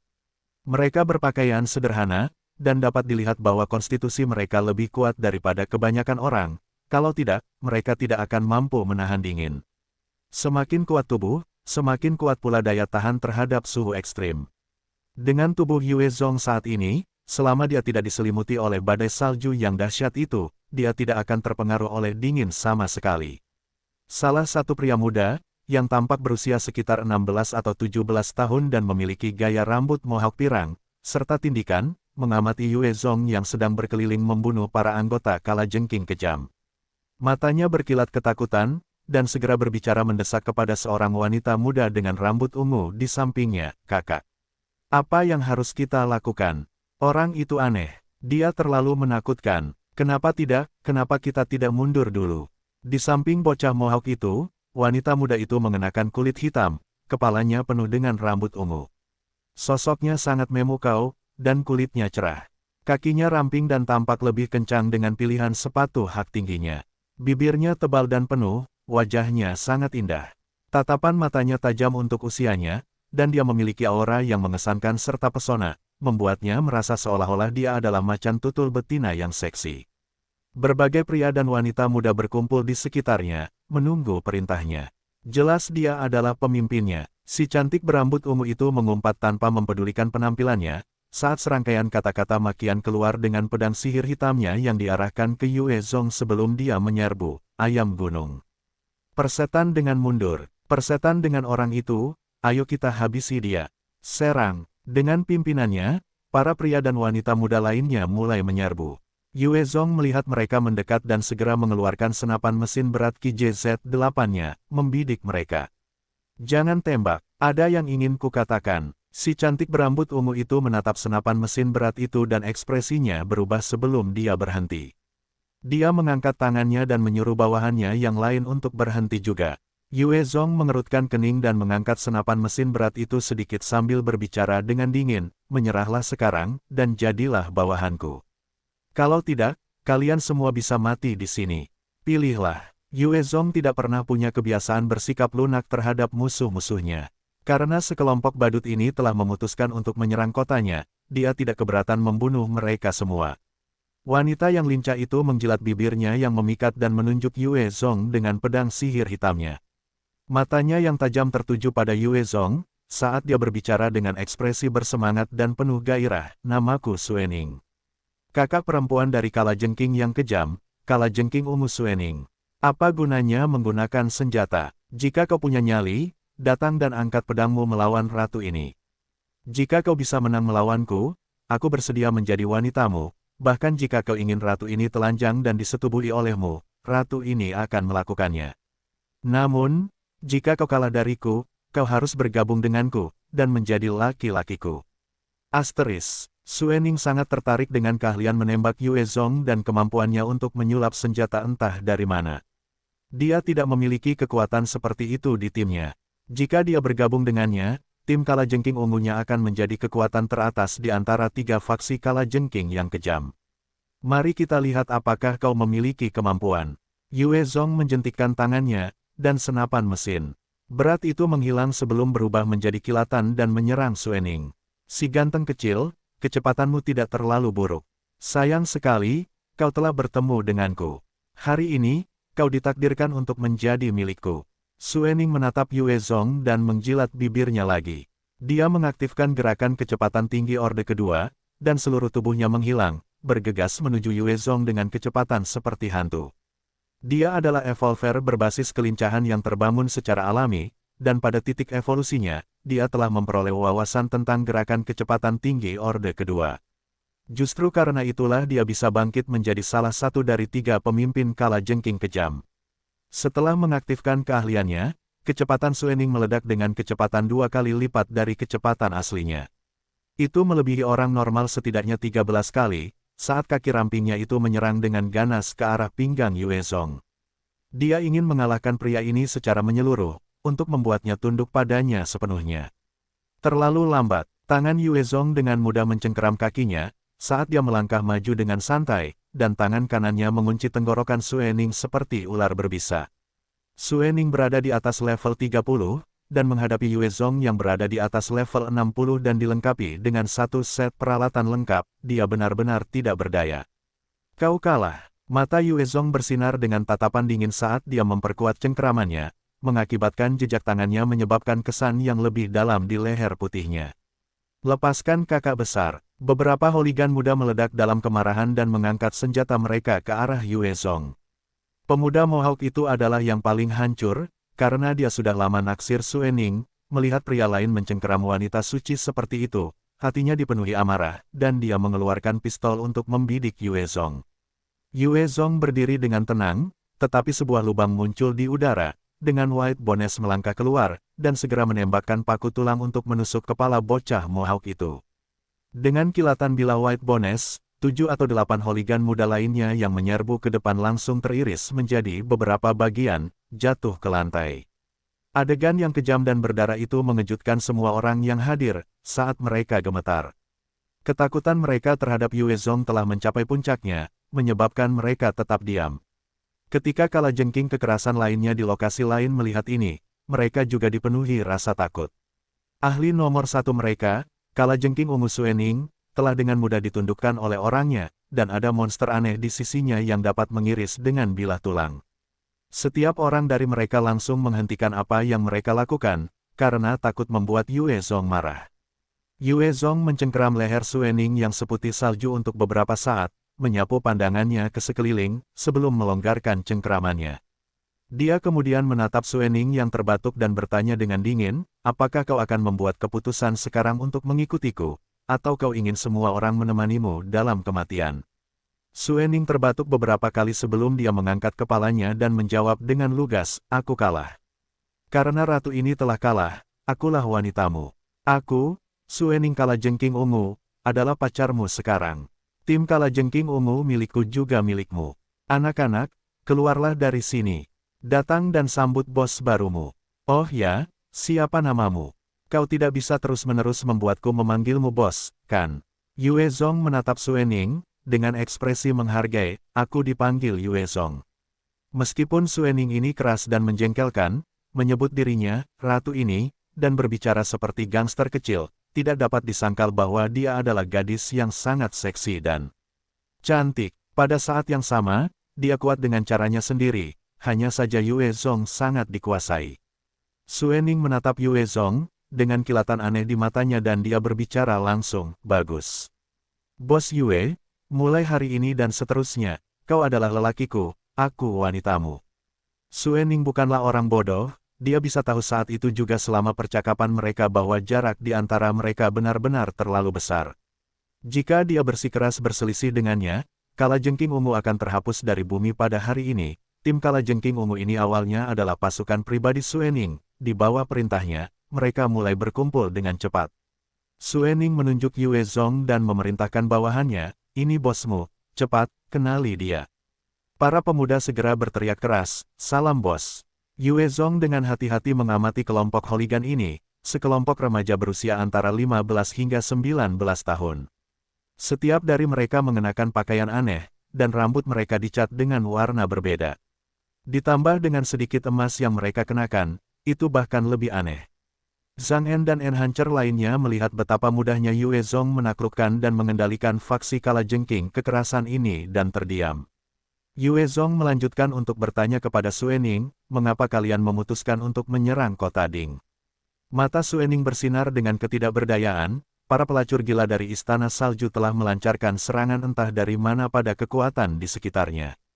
Kalajengking kekerasan kita tidak sebanding dengan wanita-wanita gila itu, dan tidak punya pilihan selain berlari ke arah ini. Kami bermaksud untuk mengangkat bahu, berkata persetan, dan pindah ke sini. Yue Zong bertanya dengan rasa ingin tahu, Istana Salju, kudengar mereka adalah sekelompok wanita, dengan kekuatanmu, pergi ke sana seharusnya lebih bermanfaat untukmu, mengapa kamu tidak melakukannya? Suening tidak lemah, dengan kecepatan ilahi orde kedua miliknya, di atas status evolver berbasis kelincahannya, dia akan diterima di mana saja. Itulah sebabnya Yue Zong penasaran. Suara Suening berubah serius, tidak bisa. Jika aku membawa orang-orangku ke sana, selain kami yang wanita, saudara-saudaraku yang lain akan dihukum untuk menjalani hidup mereka sebagai budak rendahan. Suening bukanlah wanita yang haus kekuasaan, dia juga bukan pemimpin yang benar-benar cakap. Namun, dia cukup peduli untuk tidak meninggalkan bawahannya atau menghukum mereka untuk hidup menderita. Melalui penjelasannya, Yue Zong menemukan seperti apa berada di faksi yang semuanya wanita, Istana Salju. Pemimpinnya adalah seorang ahli wanita yang kuat dan menakutkan, dan selain dia, eselon atas lainnya juga merupakan ahli wanita yang kuat. Ada total 3.000 wanita di Istana Salju, dan mereka semua adalah pengikut fraksi tersebut. Selain mereka, ada sekitar 12.000 pria yang menjadi budak. Mereka harus bekerja keras untuk Istana Salju, dan memakan makanan terburuk, melakukan pekerjaan yang paling mengerikan, dan tinggal di tempat yang paling tidak layak huni. Setiap hari, akan ada pria yang meninggal karena kedinginan, tetapi Istana Salju pada dasarnya mengabaikan keadaan mereka. Mendengar deskripsi itu, Yue Zong cemberut, dunia benar-benar telah berubah. Dari lubang neraka macam apa pemimpin Istana Salju itu merangkak keluar, untuk menjadi begitu antagonis terhadap semua pria. Jelas bahwa kepala Istana Salju memandang pria dengan jijik. Yue Zong terus bertanya, berapa banyak kalajengking kejammu yang tersisa? Suening tidak menyembunyikan apapun dan menjawab, dari 3 faksi asli Kalajengking Kejam, Kalajengking Ungu, Kalajengking Kuning, dan Kalajengking Merah. Kalajengking Kuning telah musnah. Kalajengking Merah di bawah toilet dan kelompok ini adalah satu-satunya yang tersisa. Yue Zong melanjutkan, apakah ada cara untuk menghubungi toilet? Suening menatap lurus ke arah Yue Zong dengan matanya yang indah dan menggelengkan kepalanya perlahan. Bos Yue, ratu ini mungkin pacarmu, tetapi ratu ini tidak akan mengkhianati saudara-saudaranya bahkan jika kamu menyuruh orang untuk menyiksaku. Kamu dapat memaksaku untuk melakukan apa saja, tetapi ratu ini pasti tidak akan mengkhianati saudara-saudaranya. Yue Zong tidak tahan lagi dan menegurnya, bisakah kamu berhenti menggunakan ratu ini, dan bicaralah dengan normal saja. Melihat gadis kecil yang begitu seksi dan cantik benar-benar menyebut dirinya sebagai ratu, membuat Yue Zong merasa tidak nyaman. Suening menjawab, meskipun sedikit canggung, mengerti, mulai sekarang, ratu ini, tidak, aku akan mencatatnya. Tepat pada saat ini, mengikuti deru mesin yang keras, 2 helikopter serbu terbang di atas kepala, melewati kota kecil ini saat mereka menuju ke kejauhan. Yue Zong melihat helikopter serbu itu dan kilatan aneh melintas di matanya, itu adalah Rochopter Tiger, apakah mereka dari Kerajaan Dewa? Kerajaan Dewa berasal dari Eropa, Jerman, dan Rochopter adalah bentuk senjata paling umum yang mereka gunakan saat mereka berekspansi di Vietnam. Yue Zong menunjuk ke arah yang dituju Rochopter itu dan bertanya kepada Suening, fraksi apa yang ada di sana? Suening melihat sebelum menjawab, itu seharusnya wilayah asosiasi 1000 pahlawan. Bosnya, Danba, adalah seorang cabul seks yang penuh nafsu, tetapi kekuatannya asli. Aku mendengar mereka setara dengan istana salju, dengan lebih dari 10.000 orang yang selamat.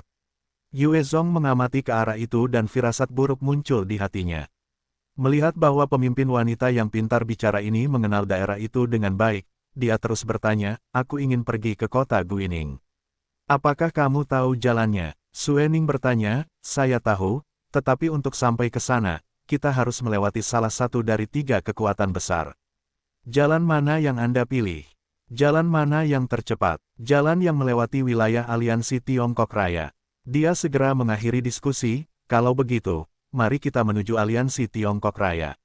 Suening menatap bawahannya di dalam kota, wajahnya sedikit muram, tetapi Bos Yue, bagaimana dengan saudara-saudari saya dan orang-orang di kota Ding? Melalui pengalaman kiamat, Suening sudah terbiasa dan menjauhi hilangnya nyawa, tetapi dia sangat setia kepada rakyatnya. Karena gerombolan remaja nakal ini telah mengikutinya, dia bertekad untuk bertanggung jawab atas mereka. Itulah sebabnya meskipun dia adalah seorang evolver yang memiliki keterampilan Orde Kedua, dia hanya level 30, karena dia fokus untuk memberdayakan yang lain. Karena usahanya yang tak kenal lelah untuk mendukung dan melindungi mereka, mereka semua setia kepadanya. Ada cukup makanan untuk menghidupi semua orang di sini selama seminggu. Wei Jie, kemarilah. Yue Zong menatap Wei Jie yang berdiri agak jauh dan memanggilnya. Wei Jie datang ke sisinya dan bertanya dengan sedikit khawatir, Bos Yue, ada apa? Tindakan Yue Zong tegas dan kejam, dan sikapnya yang tanpa ampun terhadap musuh-musuhnya benar-benar mengejutkan guru yang baik hati ini yang hanya memikirkan kepentingan terbaik anak-anaknya. Dia merasa sulit bernapas hanya dengan berdiri di sampingnya. Yue Zong mengalihkan pandangannya ke orang-orang yang hadir, sebelum menunjuk ke White Bones dan berkata dengan dingin, semua orang dengarkan, mulai sekarang, Wei Jie adalah pemimpin sementara kota ini. Zhang En, kau dan yang lainnya akan membantunya dalam menjalankan kota ini. White Bones juga akan membantu kalian. Siapapun yang tidak mendengarkan, pelakunya akan langsung dibunuh. Kalian semua, sebaiknya jalankan kota ini dengan benar. Tunggu aku kembali, mengerti? Zhang En dan yang lainnya merasakan hawa dingin di tulang belakang mereka saat mereka menjawab dengan hormat, ya, pemimpin. Meskipun mereka belum sepenuhnya tunduk pada Yue Zong, mereka telah ketakutan dengan metodenya yang menakutkan. Selama dia belum mati, atau tanpa bantuan kekuatan yang lebih besar, mereka tidak akan berani memikirkan hal-hal aneh. Suening juga menguliahi beberapa pemimpin kecilnya, sebelum memutuskan untuk membawa serta seorang gadis berusia 13 atau 14 tahun, yang rambutnya dicat hijau teh. Dia memakai riasan tebal, dan bentuk tubuhnya baru saja mulai berkembang. Suening menunjuk gadis berambut hijau teh ini dan memperkenalkan, ini Liu Xiaocha, kamu bisa memanggilnya Little T. Dia memiliki kemampuan untuk meramalkan cuaca hingga sehari sebelumnya, dan dia sangat akurat. Dia bahkan dapat memprediksi berapa lama sebelum hujan berikutnya turun, dan berapa lama hujan akan berlangsung. Liu Xiaocha menatap Yue Zong dan memberinya senyum provokatif. Bos Yue, kamu benar-benar keren. Aku basah kuyup karena melihatmu. Jika kamu ingin bercinta, temukan saja aku hehe. Naiklah. Dia menatap mereka tanpa ekspresi, dan menunjuk ke sepeda Swift Shadow yang dia ambil dari cincin penyimpanannya. Gadis-gadis di masyarakat saat ini benar-benar berani dan terbuka, ada banyak wanita muda yang tidak tertutup untuk bereksperimen dengan tubuh mereka, dan ketika topiknya sampai pada seks, mereka bahkan lebih berani daripada kebanyakan pria. Yue Zong tidak memandang orang-orang seperti itu dengan jijik, bagaimanapun juga, itu adalah pilihan mereka. Namun, itu tidak berarti bahwa dia menyukai mereka. Namun, kemampuan meramal sifatnya penting bagi Yue Zong yang tidak mengendalikan satelit. Jika dia memiliki seseorang seperti dia sebelumnya, dia tidak akan terpesona oleh badai salju yang mengerikan itu. Liu Xiaocha melihat sekilas sepeda motor yang tampak ramping dan kuat itu dan matanya bersinar dengan antisipasi. Wah! Sepeda motor yang keren. Suening menamparkan pantat Liu Xiaocha yang bersemangat dan berkata, naiklah, dasar wanita jalang. Ya, kakak besar. Dia berseru dan melompat. Suening terkekeh menggoda pada Yue Zong dan ikut naik. Bos Yue, Little bukan gadis nakal, dia salah satu dari 2 perawan yang kumiliki di pasukanku, dan dia relatif bersih. Tidak masalah jika kau ingin menidurinya. Apakah aku seorang maniak seks yang penuh nafsu di matamu? Yue Zong terdiam saat dia naik motor. Saat dia naik ke belakang Suening, dia bisa mencium aroma gadis muda di depannya yang memikat, dan merasakan sosoknya yang bersemangat di depannya. Dia langsung terangsang, dan tongkatnya menekan pantatnya. Suening meringkuk lebih dalam ke lengannya dan menggoda, hehe, kamu keras, ya. Diam dan duduklah dengan tenang. Dia sedikit malu dan kesal, menggonggong sebelum menginjak pedal gas, menyebabkan motor itu meraung hidup dan melesat ke cakrawala. Sebelum kiamat, kabupaten yang ini memiliki lebih dari 100.000 penduduk. Sekarang, seluruh tempat itu telah menjadi wilayah aliansi Tiongkok Raya. Yue Zong membawa Suening dan Liu Xiaocha ke pinggiran Kabupaten Yang, mengamati dan membuat persiapan di luar Kabupaten Yang. Ada sungai selebar sekitar 6 meter yang mengalir di sekitarnya. Sebelum kiamat, parit itu tidak ada. Jelaslah bahwa aliansi Tiongkok Raya telah meminta bantuan tenaga kerja untuk menggali parit tersebut dan mengalihkan air agar mengalir di dalamnya. Selain itu, ada tembok kota selebar sekitar 5 meter yang mengelilingi kota di dalam parit tersebut. Ada berbagai macam benteng pertahanan di atas tembok tersebut. Ada juga banyak senapan mesin berat yang diarahkan keluar, siap untuk mencabik-cabik musuh. Dengan kombinasi parit selebar 6 meter dan tembok kota setinggi 5 meter, bahkan jika 100.000 zombie menyerang, kabupaten yang dapat mempertahankan dirinya dengan nyaman. Bahkan gerombolan binatang mutan dan golongan manusia lainnya harus berpikir 2 kali sebelum melancarkan serangan. Benteng dan bangunan dibangun dengan sangat mengesankan, dan parit besar yang dibangun dengan mengorbankan banyak tenaga kerja juga merupakan sebuah ide yang jenius. Itu juga karena daerah itu dekat dengan sumber air, itulah sebabnya hal itu mungkin dilakukan. Jika itu adalah sebuah kota, paritnya akan terlalu besar, dan jumlah tenaga kerja yang dibutuhkan akan sangat banyak. Itu tidak mungkin dilakukan dalam waktu singkat. Jika itu adalah kota kecil, maka jumlah orang yang selamat akan terlalu sedikit untuk menggali parit yang efektif.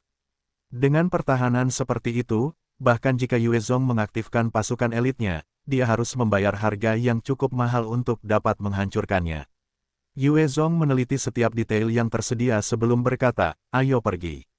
Suening dan Liu Xiaocha mengikuti di belakang saat ketiganya berjalan menuju daerah Yang. Demi mencegah perhatian yang tidak diinginkan, kedua gadis itu mengacak-acak rambut mereka, dan mengenakan pakaian yang tidak menyenangkan, menyembunyikan penampilan dan bentuk tubuh mereka. Ketika para penjaga melihat kelompok kecil ini mendekat tanpa membahayakan, mereka melambaikan tangan dengan jijik. Yue Zong kemudian memimpin mereka berdua tanpa suara saat mereka berjalan menuju sisi lain daerah itu. Suasana saat ini di daerah itu suram, karena sebagian besar korban selamat bersembunyi di rumah mereka sendiri, menghindari hawa dingin. Para tunawisma meringkuk bersama di berbagai sudut, mata mereka berkedip tanpa jiwa menunggu kematian mereka. Tidak ada tanda-tanda kehidupan di jalan-jalan, dan rasanya seolah-olah penduduknya sudah menjadi zombie. Pada saat ini, ada keributan keras yang bergema dari kejauhan, minggirlah. Minggirlah. Tuan Muda Jin keluar untuk mengajak anjing jalan-jalan. Yue Zong mengikuti sumber suara, hanya untuk melihat seorang pria muda dengan bulu rubah dan ekspresi menyedihkan memegang semacam tali. Di ujung tali, ada 8 gadis cantik muda merangkak di tanah, mata mereka tidak memiliki cahaya kehidupan, merangkak telanjang. Ada 10 pria berjas hitam dan berkacamata hitam mengelilingi pemuda itu, bertindak seperti pengawal. Salah satu dari mereka saat ini berteriak pada para gelandangan di jalanan. Binatang buas. Yue Zong melihat pemuda malang itu, menggiring, gadis-gadis muda seperti anjing dan amarahnya membumbung tinggi. Dia mengepalkan tinjunya erat-erat, matanya berkilat dengan intens. Setelah kiamat, umat manusia memburuk, dan ada zombie dan binatang mutasi di mana-mana. Namun ada beberapa orang yang menyerah pada iblis dalam diri mereka, dan terlibat dalam kebejatan, mempermalukan dan membunuh orang-orang mereka sendiri. Mereka akan menginjak-injak orang lain untuk memastikan kenikmatan dan kesenangan mereka sendiri. Yue Zong membenci orang-orang seperti ini sampai ke inti. Ketika Suening dan Liu Xiaocha melihat pemandangan itu, mata mereka juga dipenuhi dengan rasa sakit dan kebencian. Bagaimanapun juga mereka adalah wanita, dan melihat bagaimana sesama wanita mereka diperlakukan oleh Tuan Muda Jin ini, mereka tampak seolah-olah akan meledak dengan amarah mereka. Pengawal yang berteriak pada para gelandangan di jalan melihat kelompok Yue Zong, dan ekspresinya berubah jelek. Apa yang kalian lihat, bukankah kalian bajingan seharusnya berlutut dan menyambut Tuan Muda Jin kita? Anjing-anjingnya tidak seharusnya dipandang oleh orang-orang seperti kalian bajingan.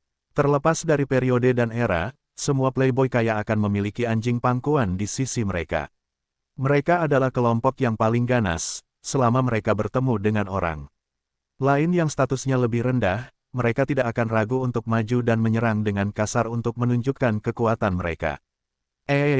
Zhang Fang, mundurlah. Perhatian Tuan Muda Jin tertarik, dan tatapannya tertuju pada rambut ungu Suening, serta tubuhnya yang montok. Pupil matanya bersinar dengan sinar nafsu, dan dia mulai berjalan mendekat. Dia menatap mereka dari ujung kepala sampai ujung kaki, dan sekali lagi, ekspresi mesum melintas di wajahnya saat dia melambaikan tangannya dan memerintahkan, "Sudah kuputuskan. Kalian berdua akan menjadi pelacurku. Ayo, kawan, bunuh pria itu." Di mata Tuan Muda Jin ini, nyawa seseorang bahkan tidak sebanding dengan seekor anjing. Selama dia menginginkannya, membunuh beberapa orang tidak akan menjadi masalah. Pengawal itu segera menjawab dengan nada menjilat, "Baik, Tuan Muda Jin. Tangkap kedua wanita itu, dan bunuh pria itu." 9 pengawal yang tersisa bergerak menuju kelompok Yue Zong secara bersamaan. Mereka memiliki metode dan gerakan yang tidak biasa, dan dari bentuk tubuh mereka, jelas bahwa mereka semua adalah enhancer. Benar-benar mencari kematian. Yue Zong tidak menyangka bahwa hanya dengan sekali pandang pada playboy malang ini sudah cukup untuk memicu masalah. Tuan Muda Jin ini bahkan lebih tirani daripada Yue Zong entah berapa kali. Sekelompok sampah. Kalian harus pergi dan mati saja. Yue Zong melambaikan tangannya, dan krokodil sautut blade-nya muncul, dan dalam sekejap, dia mengirimkan lebih dari selusin sinar bilah keluar, memotong-motong pengawal seperti daging. Darah, organ dan bagian tubuh berceceran di seluruh tanah. Ketika Tuan Muda Jin melihat sekelompok anteknya langsung dimutilasi, dia jatuh kaget dan mengompol karena takut. Dia mulai berteriak, "Ah, tolong, tolong, kalian tidak bisa membunuhku, aku putra Jin Seng Cheng, Jin Dali. Jika kau membunuhku, ayahku tidak akan membiarkanmu pergi." Yue Zong menatap Jin Dali dengan tatapan yang sangat dingin saat dia menebas dengan kejam, "Sampah, kau tidak perlu khawatir, aku akan pergi mencari ayahmu dan mengirimnya untuk menemuimu di neraka." Pada saat ini, seorang pengawal yang tampak biasa yang telah berdiri diam di sisi Jin Dali melesat maju dengan eksplosif, tangannya memegang pedang sihir hitam saat dia menangkis tebasan Yue Zong. Pada saat yang sama, ada kekuatan besar yang bergerak dari titik benturan, menyebabkan Yue Zong mundur 2 langkah. Pupil matanya menyempit saat dia menatap pengawal itu, bertanya perlahan, "Kau seorang evolver atribut ganda kekuatan dan kelincahan." Pengawal itu mengangkat pedangnya untuk menunjuk Yue Zong, tatapannya juga dipenuhi dengan keseriusan dan kedinginan. Ini adalah pertama kalinya dia menghadapi lawan yang begitu menakutkan, yang bahkan menyebabkan seorang evolver atribut ganda seperti dia hampir kalah dalam bentrokan sebelumnya. Dia dipenuhi dengan keterkejutan terhadap Yue Zong, tolong beri aku sedikit wajah. Biarkan dia pergi. Masalah hari ini, aku akan menganggapnya tidak terjadi apa-apa. Jin Dali sekarang bersembunyi di belakang pengawal itu saat dia berteriak pada Yue Zong dengan kebencian, Tian Hao, bagus sekali. Bunuh dia. Setelah beberapa hari, aku akan menghadiahkan para pelacur ini kepadamu. Bunuh dia sekarang. Bunuh dia sekarang. Yue Zong menatap tajam ke arah Tian Hao dan berbicara perlahan, apakah sampah ini sepadan dengan perlindunganmu? Yue Zong dapat merasakan bahwa Tian Hao benar-benar tidak menginginkan dirinya sebagai musuh. Mata Tian Hao berkilat dengan sedikit ketidakberdayaan, aku harus memastikan keselamatannya. Tatapan Yue Zong berubah tajam, matanya berkilat dengan tekad dingin, kalau begitu kurasa aku akan mengirimmu pergi juga. Aku pasti tidak akan membiarkan bajingan itu hidup-hidup. Yue Zong bisa menebak bahwa Tian Hao memiliki kesulitannya sendiri. Namun, ada lautan orang seperti itu, dan dia tidak bisa membiarkan sentimennya mengalahkannya, begitu pula jalannya. Kalau begitu, maaf. Mata Tian Hao berkilat dengan cahaya aneh, dan dia mengaktifkan langkah bayangan orde kedua miliknya sendiri, dan kecepatannya meningkat pesat, bahkan melebihi kecepatan petir tipe 2. Dalam sekejap, dia melintasi jarak 8 meter antara dia dan Yue Zong, saat kilatan belati melayang di udara, mengancam untuk mengiris lengan kiri Yue Zong. Cepat, mata Yue Zong berbinar, saat ia mengaktifkan langkah bayangannya, dan manipulasi gravitasi. Sebuah kekuatan besar membebani tubuh Tian Hao, menyebabkan gerakannya menjadi lamban. Tepat saat ia terhalang, Yue Zong segera mengirim bilah ke arah lengan Tian Hao sendiri. Buka! Tian Hao berteriak dengan marah, otot-otot tubuhnya menegang, saat kekuatan ganas meledak keluar darinya, mengangkat bilahnya untuk menangkis serangan Yue Zong. Sekali lagi, Yue Zong dipaksa mundur. Yue Zong dapat dengan mudah mengalahkan seorang evolver level 30 yang ahli dalam pertempuran jarak dekat dalam beberapa detik. Namun, ia diimbangi pukulan demi pukulan oleh Tian Hao ini, dapat dilihat bahwa orang ini tidak sederhana.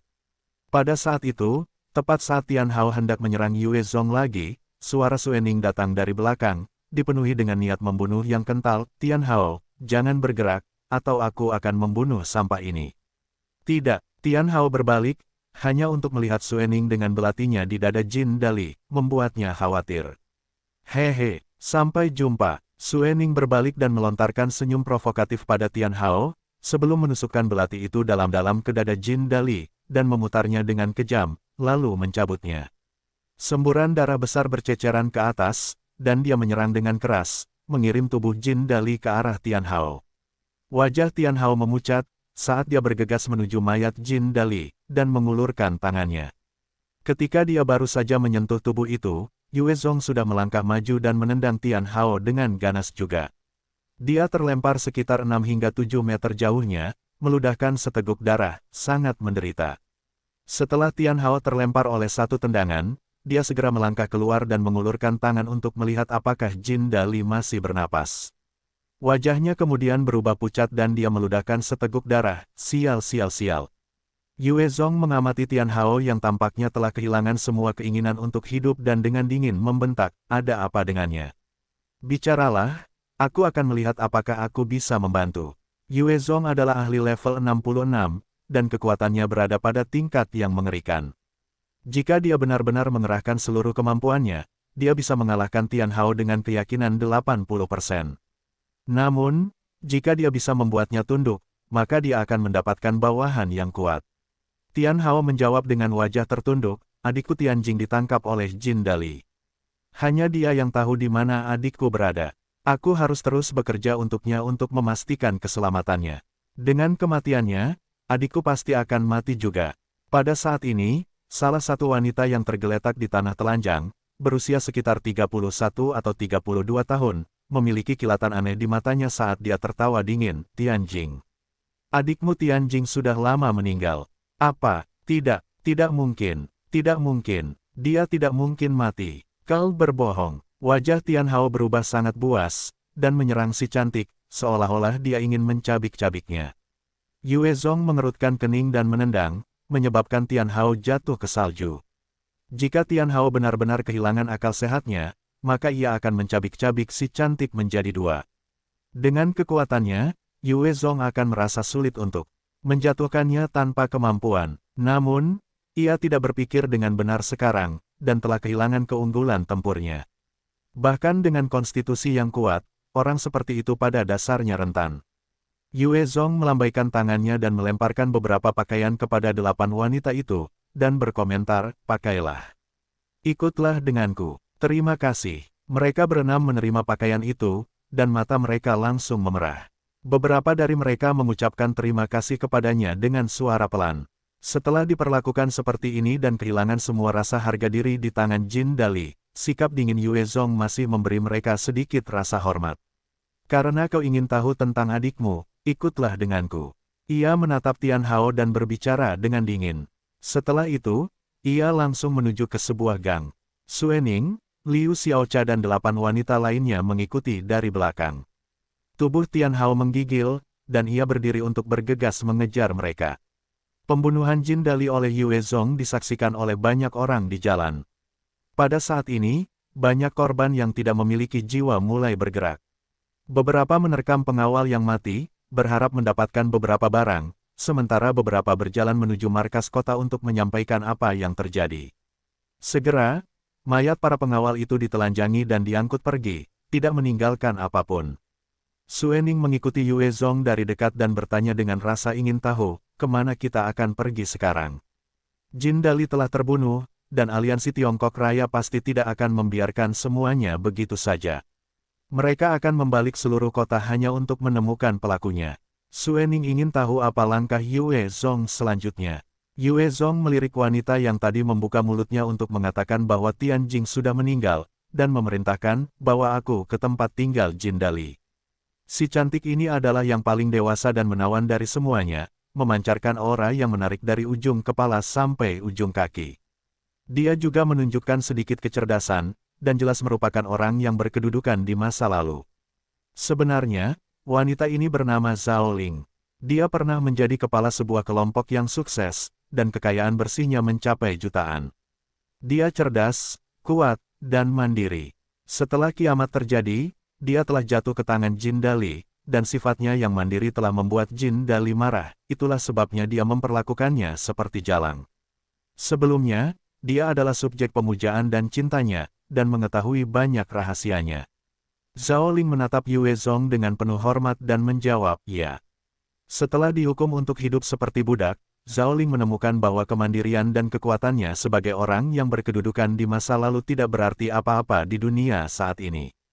Mereka yang tidak sehebat atau secantik dia akan diperlakukan dengan baik hanya karena mereka menuruti Jin Dali. Meskipun dia cantik dan seksi, karena dia tidak mau tunduk, dia telah dibuang ke anak tangga terbawah dari budak-budak Jin Dali. Itu menyebabkan dia menderita pukulan besar, dan harga dirinya telah hancur total. Dia membawa Yue Zong dan yang lainnya ke sebuah villa, menunjuk ke sana dan berkata, ini adalah villa tempat Jin Dali tinggal. Namun, ada banyak ahli di sana. Ada juga semacam alarm yang dipasang.